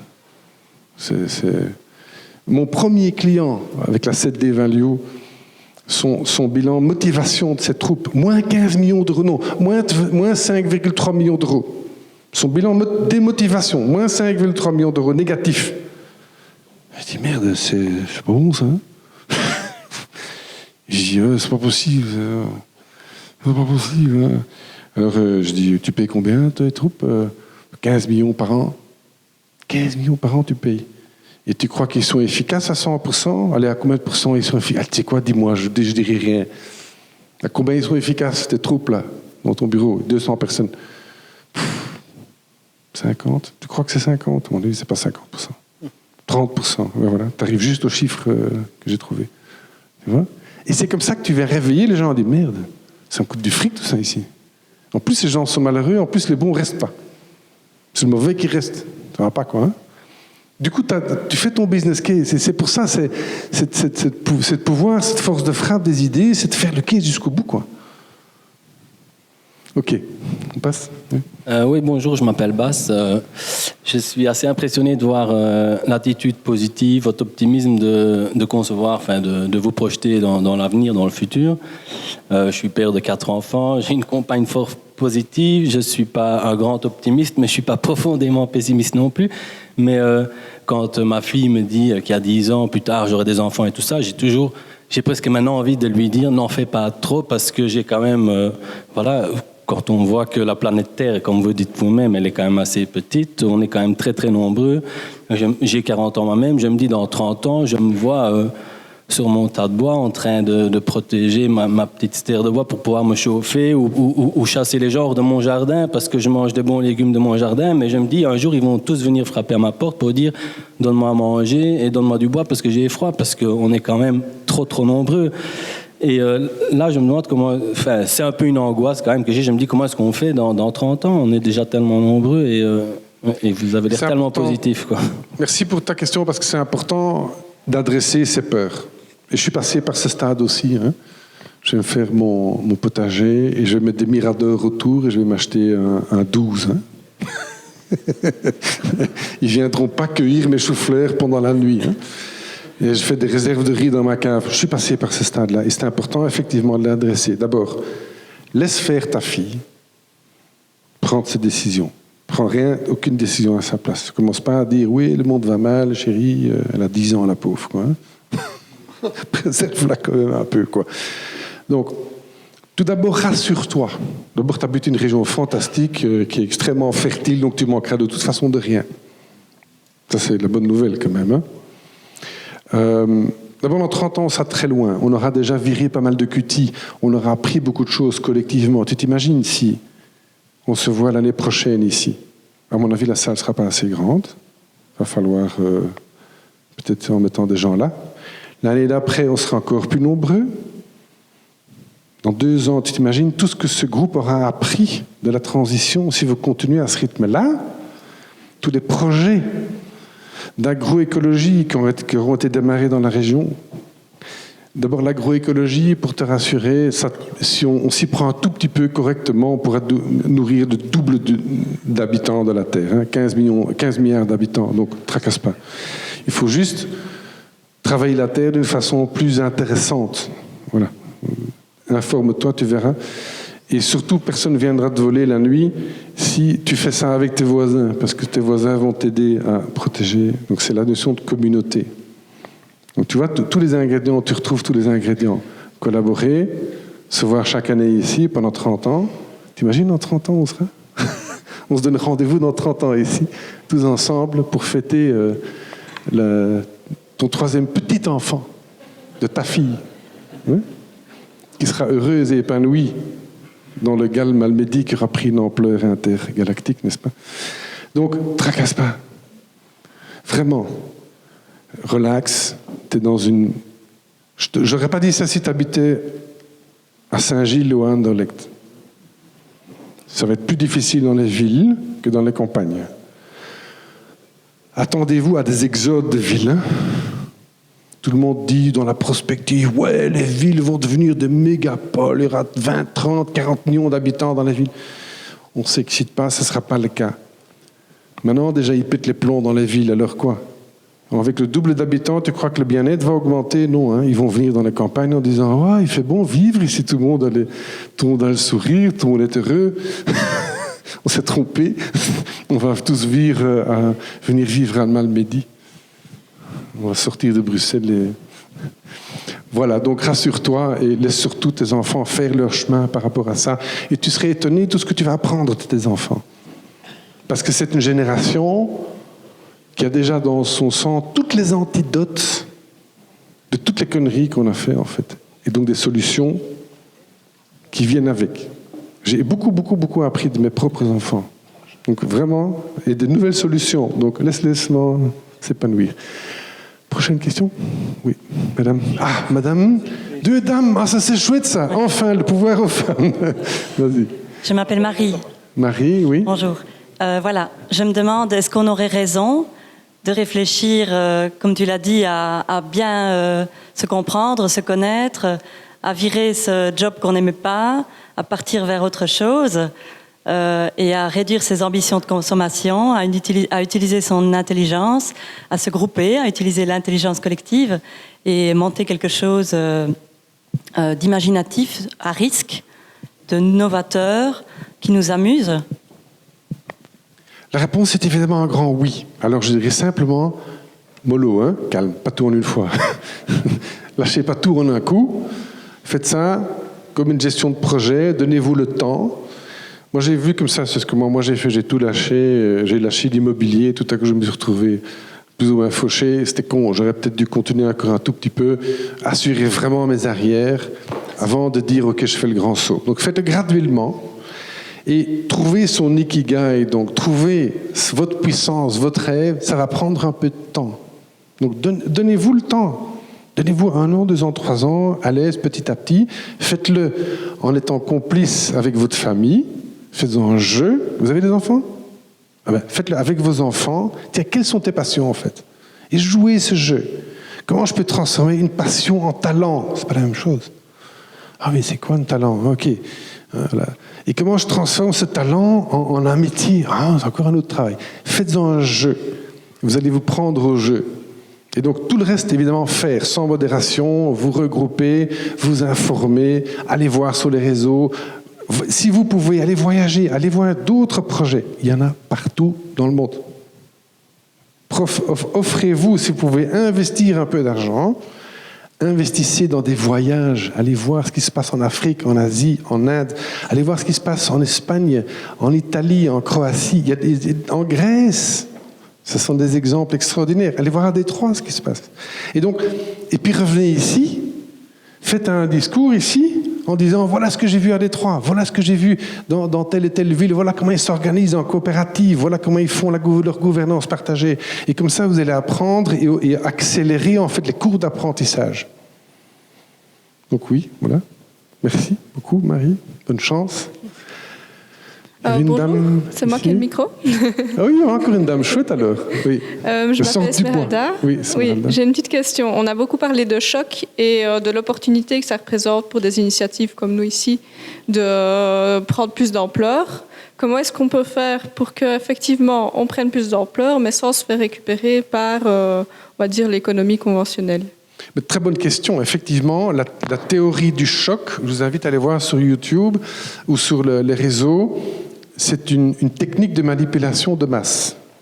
Qu'est-ce qu'on fait? On crée un événement qui choque tout le monde et du coup, on fait passer des lois et on instaure des lois martiales et tout ça.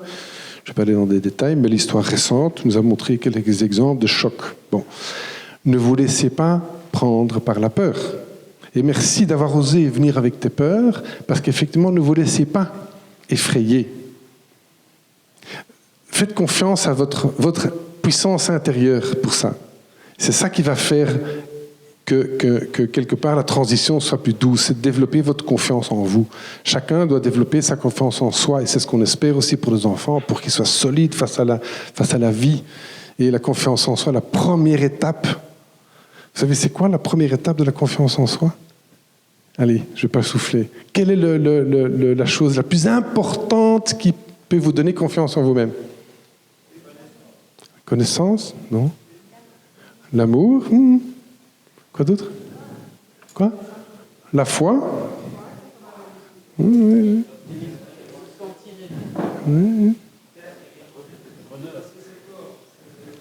Quoi? C'est la conséquence, oser. Il y a un mot très fort. Non. Non, tout ça, c'est des conséquences de la confiance, tout ce que vous dites. C'est vrai, hein, c'est les conséquences de ça. C'est l'ancrage. C'est l'enracinement, comme l'arbre. Hein? C'est les racines, c'est la relation à la terre, en fait. Vous êtes dans la meilleure région de Belgique pour ça.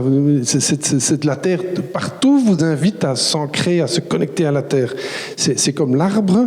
Hein, plus tes racines sont profondes, plus la tempête peut souffler. Hein. C'est ça en fait. Et c'est vraiment cet ancrage dans votre territoire, dans votre corps. Tout ce travail sur le corps, c'est récupérer son corps aussi. Hein. On a oublié en fait que notre corps physique, mais ce n'est pas juste un moyen de transport pour aller de réunion en réunion pour notre tête. Hein. Notre corps, toute l'intelligence qu'on a d'instinct, de cœur, mais tout ça c'est en dessous de la tête. L'amour, l'affection, la relation, l'instinct, c'est tout, c'est dans le corps physique, donc c'est récupérer. C'est ça en fait qui va faire que... Ça répond à ta question ou pas encore? Ok, merci. Donc voilà, moi j'ai une petite question. Simon, et puis il y a une dame là, oui, vas-y Simon. Donc, Simon j'ai le mis jeune. mal, donc tu peux maintenant. Donc Simon le jeune, donc voilà. Donc je vais faire un peu mon Roger Maréchal parce que j'ai noté mes questions. Donc d'abord, vous parlez d'une croissance intangible, sociale et culturelle. Donc ça, je me dis, c'est top parce que c'est infini en soi, il n'y a pas de ressources, donc on ne risque pas d'épuiser des ressources. Par contre, je me demande là-dedans, où est-ce que vous placez la digitalisation et le numérique est-ce que vous pensez que ça va réellement dématérialiser l'économie? Ou alors, est-ce que vous faites plutôt partie de ces ingénieurs et économistes qui nous expliquent que le PIB est lié à la consommation de ressources et d'énergie? Donc en fait, c'est un découplage qui est impossible à réaliser. C'est assez logique parce que la valeur ajoutée qui est créée par un travail, en grande partie, c'est fait par des machines aujourd'hui, et les machines, ça consomme de l'énergie, et les machines sont constituées de ressources, donc c'est assez logique. Donc tout ça pour dire que le numérique, aujourd'hui, c'est 5% des émissions de gaz à effet de serre dans le monde. Ça représente la consommation totale de toutes les voitures du monde, et si c'était un pays, ça serait la Russie et l'Inde réunies. Et le numérique croît aujourd'hui de 10% par an. Donc voilà. Et alors, ma question, c'est un peu comment gérer les ressources et les biens dans votre système, dans votre modèle systémique, car donc les ressources diminuent inévitablement. Par contre, si j'ai bien compris, les connaissances augmentent. Mais alors, je me demande du coup ce que devient dans votre système de modèle économique l'économie réelle, c'est-à-dire réellement les choses qu'on prend et qu'on transforme et qui, elles, ne dépendent pas de la connaissance et du lien entre les gens et de dire si on est heureux ou pas. Donc voilà. Et alors, en deuxième question, j'aurais bien voulu que vous parliez... Ça posait 3 questions, hein, Simon, mais continue, non, mais je vais essayer de garder le fil. Mais vas-y. Juste dernier petit truc, vous parlez de 25 enjeux de société qui se chiffrent à 9 000 milliards. Oui. Et j'aurais bien voulu que vous développiez un petit peu ces poids-là, de manière à chiffrer les enjeux les uns par rapport aux autres et avoir des ordres de grandeur ainsi. Ok. Voilà. Alors, pour la dernière question, je vous donne tout de suite. Si vous voulez, on est en train de terminer les papers, mais également les problèmes et les solutions, surtout. C'est en français, donc je peux m'organiser pour que on vous les envoie par email. Si on a votre email, on peut vous les envoyer. Comme ça sera réglé. Parce qu'en fait, les chiffres des 9 000 milliards, peu importe. Même si c'est 900, c'est trop. Ça aurait été 90 encore, c'était trop, parce qu'on ne les a pas. Les 10 000 milliards de réserves par an, on ne les a pas. On a un trou de 14 milliards avant de démarrer ici, 2020, ok? On ne les a pas. Donc, c'est un non-événement. Donc, je peux vous envoyer la liste des chiffres et l'autre paper avec les solutions. Pour revenir à la question précédente qui était très intéressante, l'aspect du digital. Il y a plusieurs aspects à ça. La première chose, effectivement, les jobs abrutissants, tant qu'à faire, remplaçons-les par des machines qui font ça mieux que nous. À nous de discerner, est-ce que cette technologie, est-ce qu'elle est fiable? 2, est-ce qu'elle n'a pas d'effet néfaste secondaire, de contrôle, d'intelligence artificielle qui viendrait, machin? Ok. À nous de discerner, parce que nous pilotons, nous décidons ce que nous consommons, ce que nous utilisons, ce que nous implémentons dans nos usines. Donc je suis pour ça.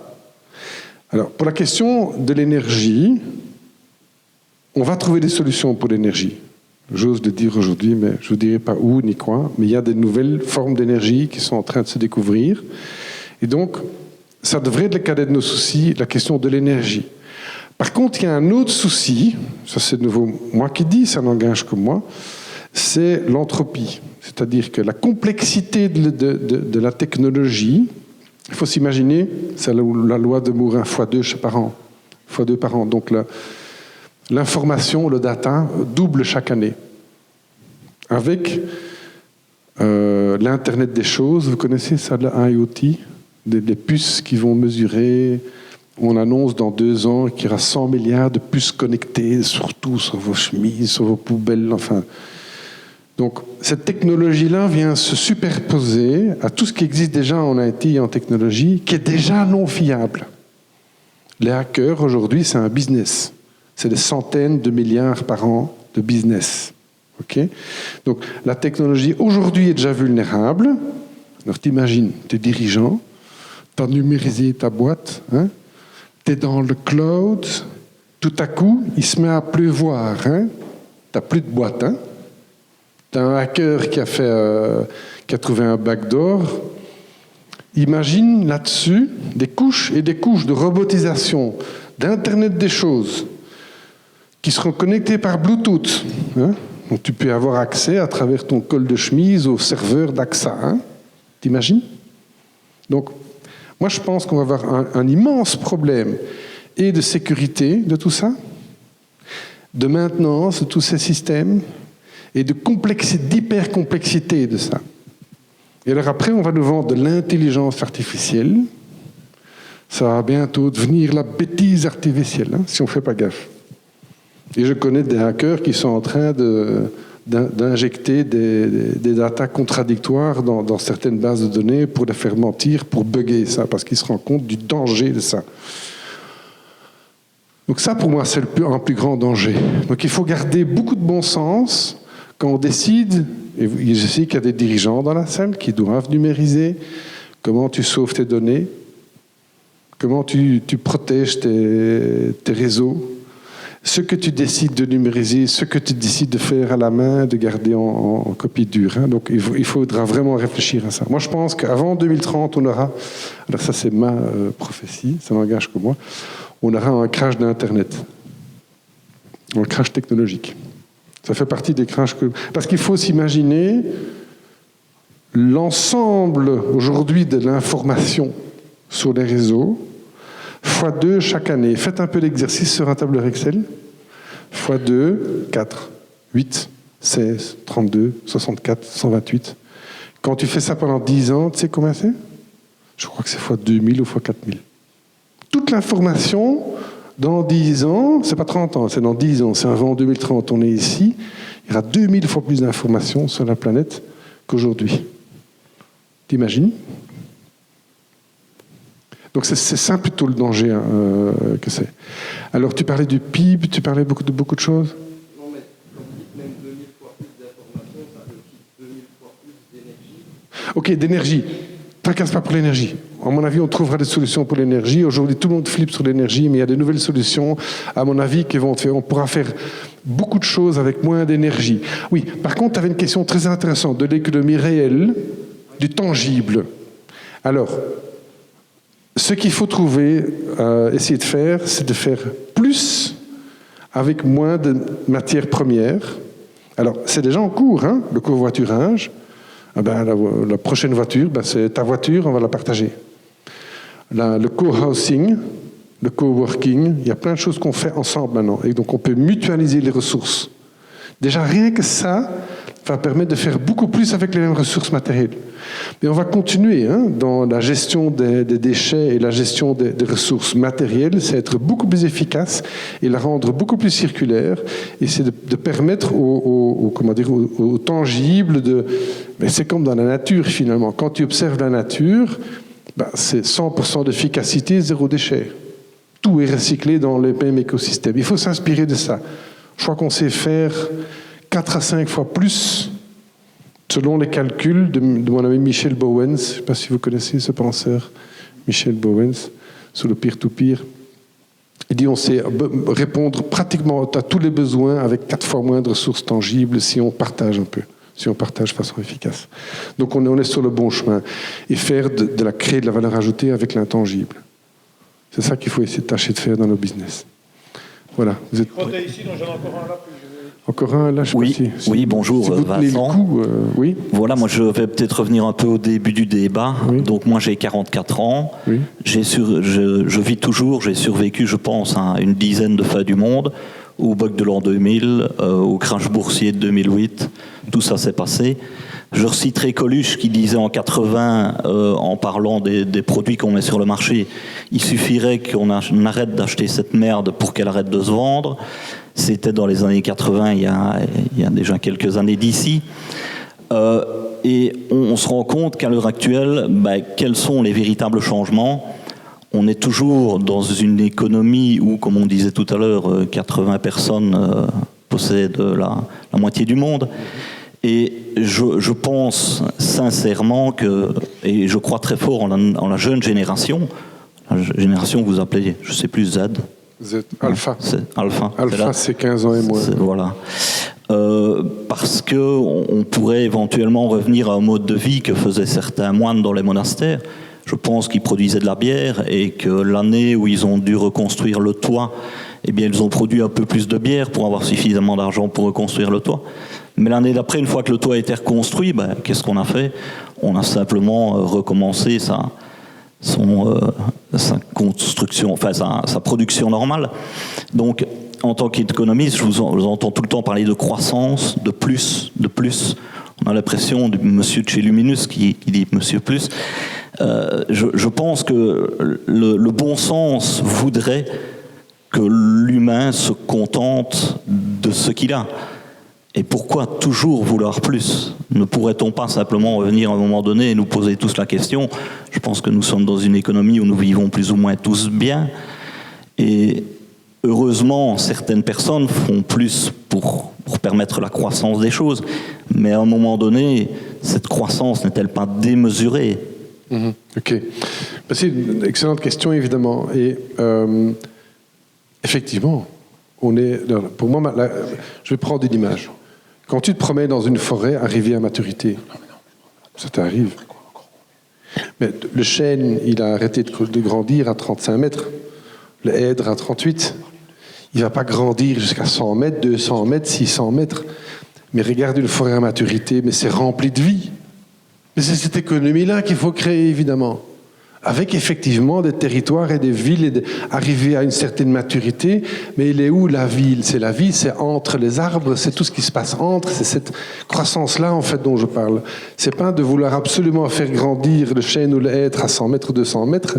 C'est faire grandir la valeur qui se passe dans la forêt. C'est ça qu'on doit faire. Alors, donc, je suis entièrement d'accord, évidemment. Rien quand écoute, on commence quand même à changer notre mode d'achat. Enfin, regardez, il y a des vendeurs de voitures ici. Il y a des vendeurs de voitures. Il n'y a personne qui vend des voitures à Malmedy. Ils ne sont pas venus, peut-être. Mais c'est moins 15% cette année. Moins 15% de vente de voitures. On commence à réfléchir différemment, parce que c'est structurel. On dit, on n'a pas besoin.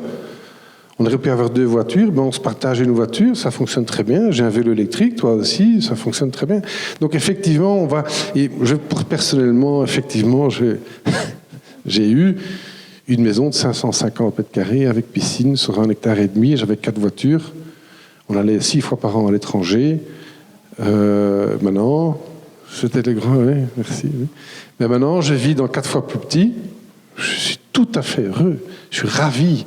Et j'ai qu'une voiture, et c'est peut-être qu'on reviendra dans 5 ans. Je dis que j'ai plus de bagnole, je partage la voiture de mon voisin, ou on fonctionne avec du drive-y, et je me vis dans 90 mètres carrés avec une toilette sèche. C'est possible. Et je vais peut-être vivre encore plus heureux. Je ne dis pas qu'il faut absolument aller vers le Robinson Crusoe, mais moi je vois des gens, justement, il se fait que j'ai rencontré des gens extrêmement fortunés, mais qui n'ont plein le dos de leur cage dorée.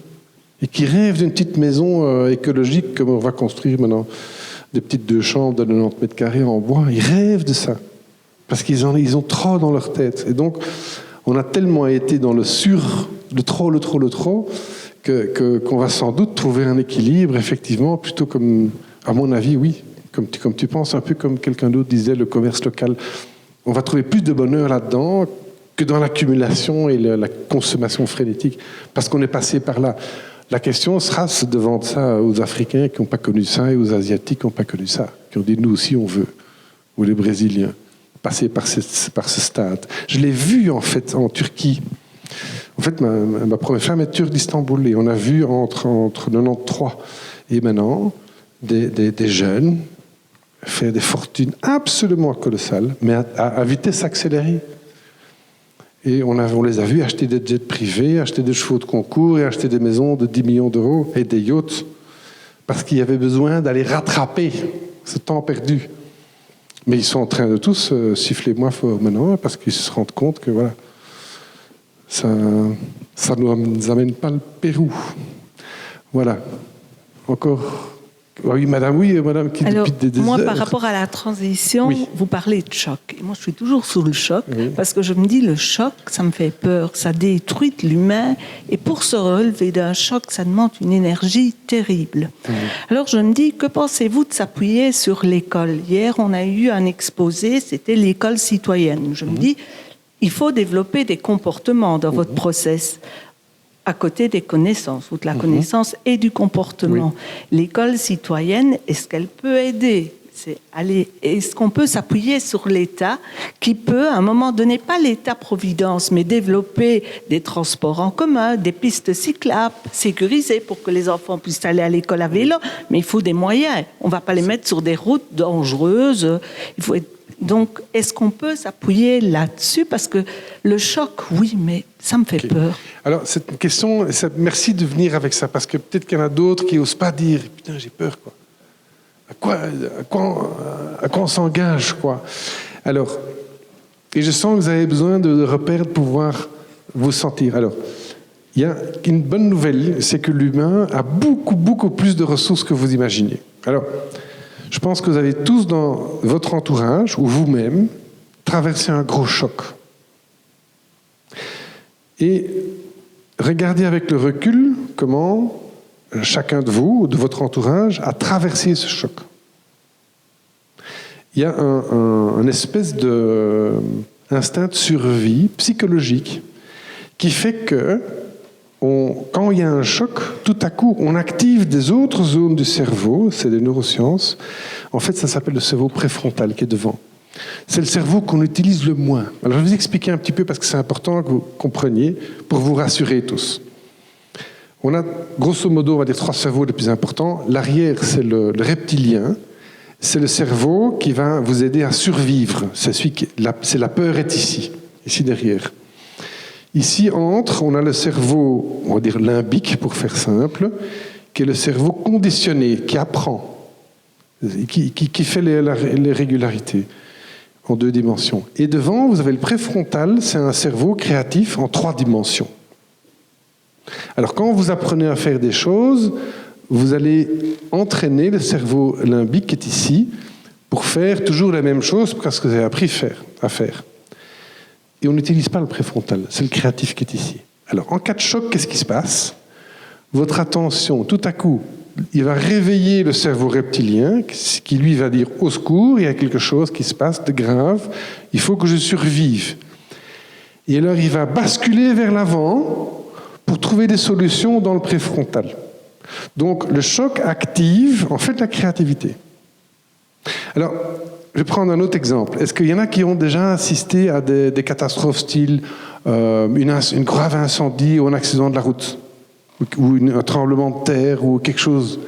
Est-ce que vous avez vu, vous vous êtes observé vous-même et les gens autour qui tout à coup commencent à faire les bonnes choses ?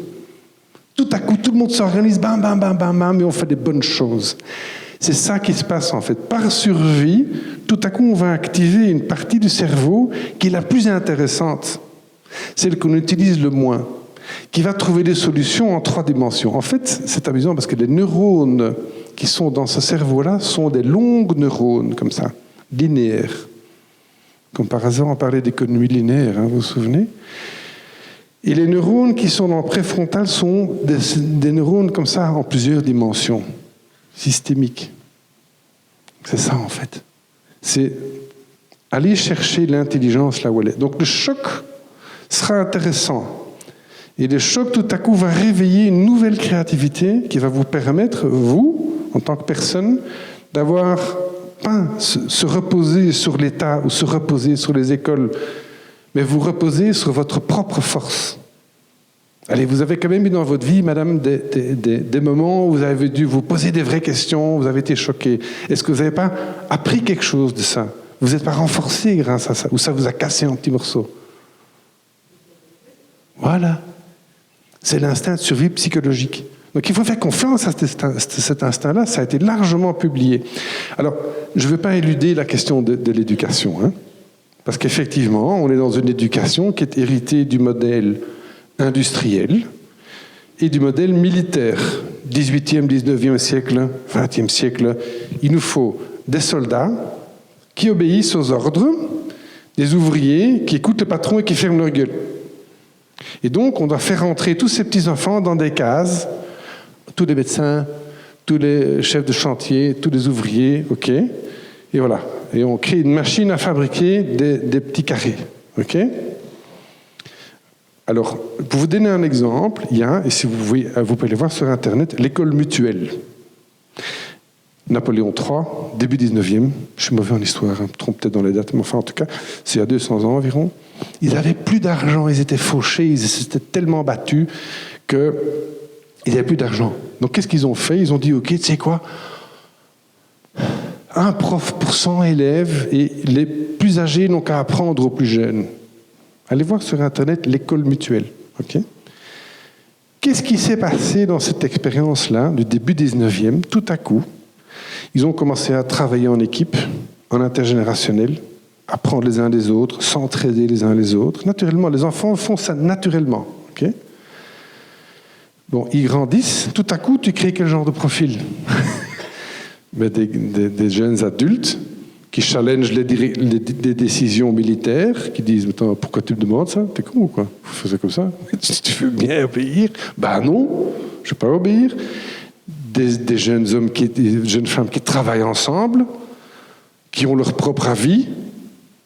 Donc, qu'est-ce qu'ils ont fait? Ils ont évidemment arrêté cette expérience. Alors, surprise, on est resté dans ce modèle-là.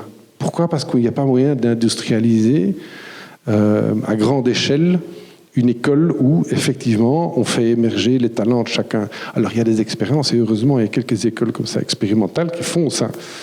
Mais l'école, encore aujourd'hui, en grande majorité, les profs inclus, ils ne veulent pas de ça. C'est trop compliqué à gérer. Ça va dans tous les sens. C'est différent.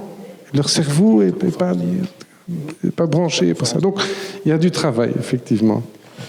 Voilà, moi je propose encore 2 questions. Voilà. Hein, de toute façon, Michel, contrairement aux 2 autres, dort dans la région, donc il sera peut-être un peu... Je m'engage pour toi, mais oui. Encore là pour discuter avec tout le monde. Donc Marco et Georges qui ont levé la main, et puis si vous en avez d'autres, il y a les panneaux, hein, et puis on débat ici après. Donc voilà, moi c'est Marco, et ma question sera toute simple en fait. Quelle devrait être la place de la confiance aux autres, et plus particulièrement du troc dans cette nouvelle économie? Voilà. Merci beaucoup pour ta question qui est double. Est-ce qu'on peut faire confiance aux autres? Vaste question. J'ai fait le jeu, j'ai joué le jeu. Je fais confiance, je me suis fait avoir 1 fois, 2 fois, 20 fois. Et après, petit à petit, j'ai apprivoisé, ok, je fais confiance, mais comment je gère ça? C'est relationnel, pour travailler en équipe. Hein? Donc, comme on n'a pas été entraîné donc, à faire confiance aux autres et à collaborer en donnant d'abord, sans attendre en retour. Hein? Aujourd'hui, on est... Moi, j'ai 2 billes, je ne vais pas t'en donner sans attendre en retour. On n'est pas formé pour ça. Je garde mes 2 billes. Tu sais quoi, donne-moi ta bille, on discutera après, tu vois, avec une bière. Hein? Donc, la confiance, c'est quelque chose qui se construit, au même titre que la confiance en soi. Ça commence par la confiance en soi. Petit à petit, j'apprivoise la confiance aux autres, on apprend à collaborer. Et dans les groupes que vous allez démarrer ici, préparez-vous, vous allez vous prendre le bec. C'est pas simple. Ça va pas être facile. Gérer les égos, gérer les peurs, gérer le manque, gérer les projections, les machins. Tout ça n'est pas évident. Donc c'est vraiment tout un travail d'apprivoiser la collaboration. Première question. L'autre question, le troc. Pour moi, c'est séparé. Le troc, effectivement, c'est une façon de faire de l'économie. C'est le don. Et le don, c'est encore autre chose. Hein. Le don et le troc, ce sont deux façons différentes et nouvelles et complémentaires de faire de l'économie. Ben oui, qu'est-ce qui t'empêche de faire du troc? Bien sûr. Et ça se passe déjà. Il ne faut pas que dire il faut absolument des euros préchangés. On peut échanger, et dans le modèle systémique, c'est ce qu'on fait. On va recevoir des bâtiments gratuitement. Enfin, pas gratuitement, parce qu'en fait, l'intercommunal, ça les arrange qu'on soit dedans. Parce qu'on met un projet formidable dedans qu'ils peuvent après utiliser pour la gestion des déchets, pour l'entrepreneuriat. Il y a un échange qui se fait.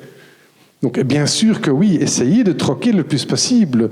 Et en plus, là où ça devient difficile, c'est comment tu troques une idée contre un bâtiment pendant 1 an. Comment tu mesures en fait? Et puis le troisième, il va amener le réseau. Tu sais, moi j'ai un réseau, ben, je t'amène le réseau. Donc tu vas en fait échanger des pommes contre des poires. Et c'est pour ça qu'on fait en 7D, tu vois. Et puis le troisième, il va amener une machine qui va prêter ou qui va traiter quelque chose, tu vois. Puis le quatrième, il va amener l'argent. Mais il dit, putain, moi j'amène l'argent, toi t'amènes des idées, ça t'a pris 2 minutes. Oui, mais tout le projet est construit sur mon idée. Donc toute cette discussion-là, tu vois, il faut bien mettre aux bons étages cette idée du troc. Donc l'économie systémique est basée sur une forme de troc, une forme de collaboration vers le même objectif commun. Donc c'est pour ça qu'on a développé dans notre littérature des nouvelles formes de contrats où on peut se mettre ensemble avec différentes parties prenantes, avec différentes ressources au service du même but. Donc tu m'as lancé une perche pour que je puisse pitcher mon truc, mais ça va évidemment beaucoup plus loin. Hein. Quand il n'y a pas de monnaie, tu es obligé de te débrouiller différemment. Voilà, il y a encore une question, monsieur. Oui, oui. Je m'appelle Georges. J'ai vécu un choc pétrolier il y a une 40aine d'années, puisque l'essence est passée du jour au lendemain du simple au double.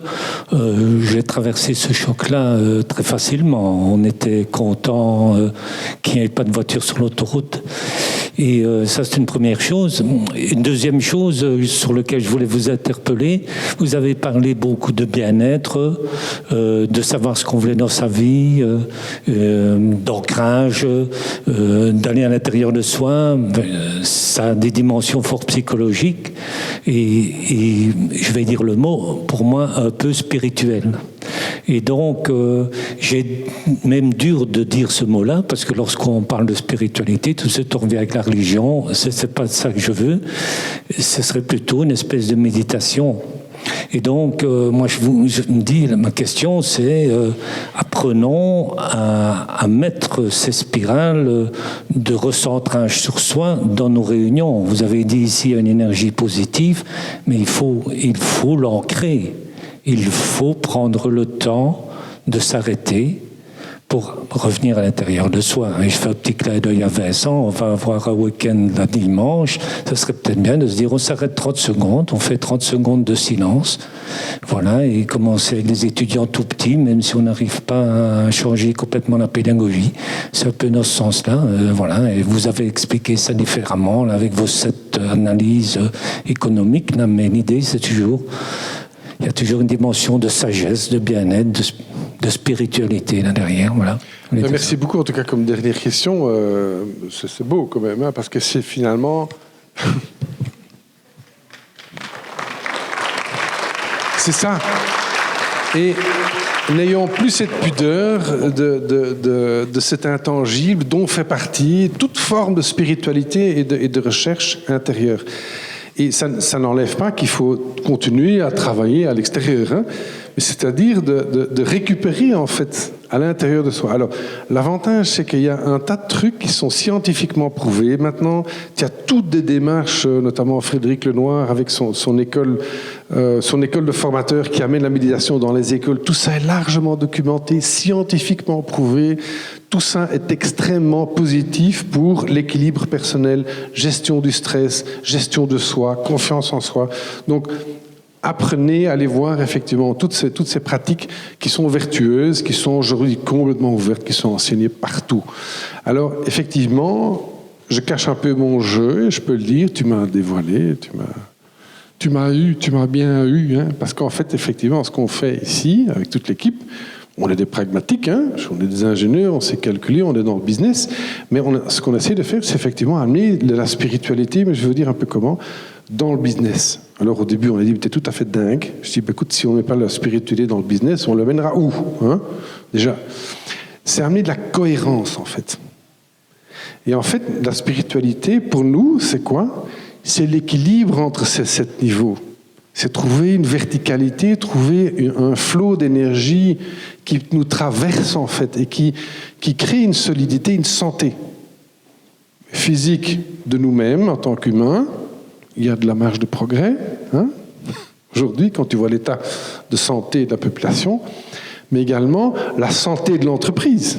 C'est le même travail, hein. Amener la santé dans l'entreprise, créer un flow à travers tous ces bilans, amener la vision à travers la connaissance, la communiquer, ouvrir le cœur de l'entreprise, amener des processus efficaces qui soient efficaces financièrement. C'est le même travail, hein. La santé physique, santé financière et profitabilité, c'est le même boulot, hein. Donc c'est en fait ça que je fais. C'est tout.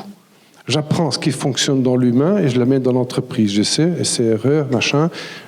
J'adapte mon langage, évidemment.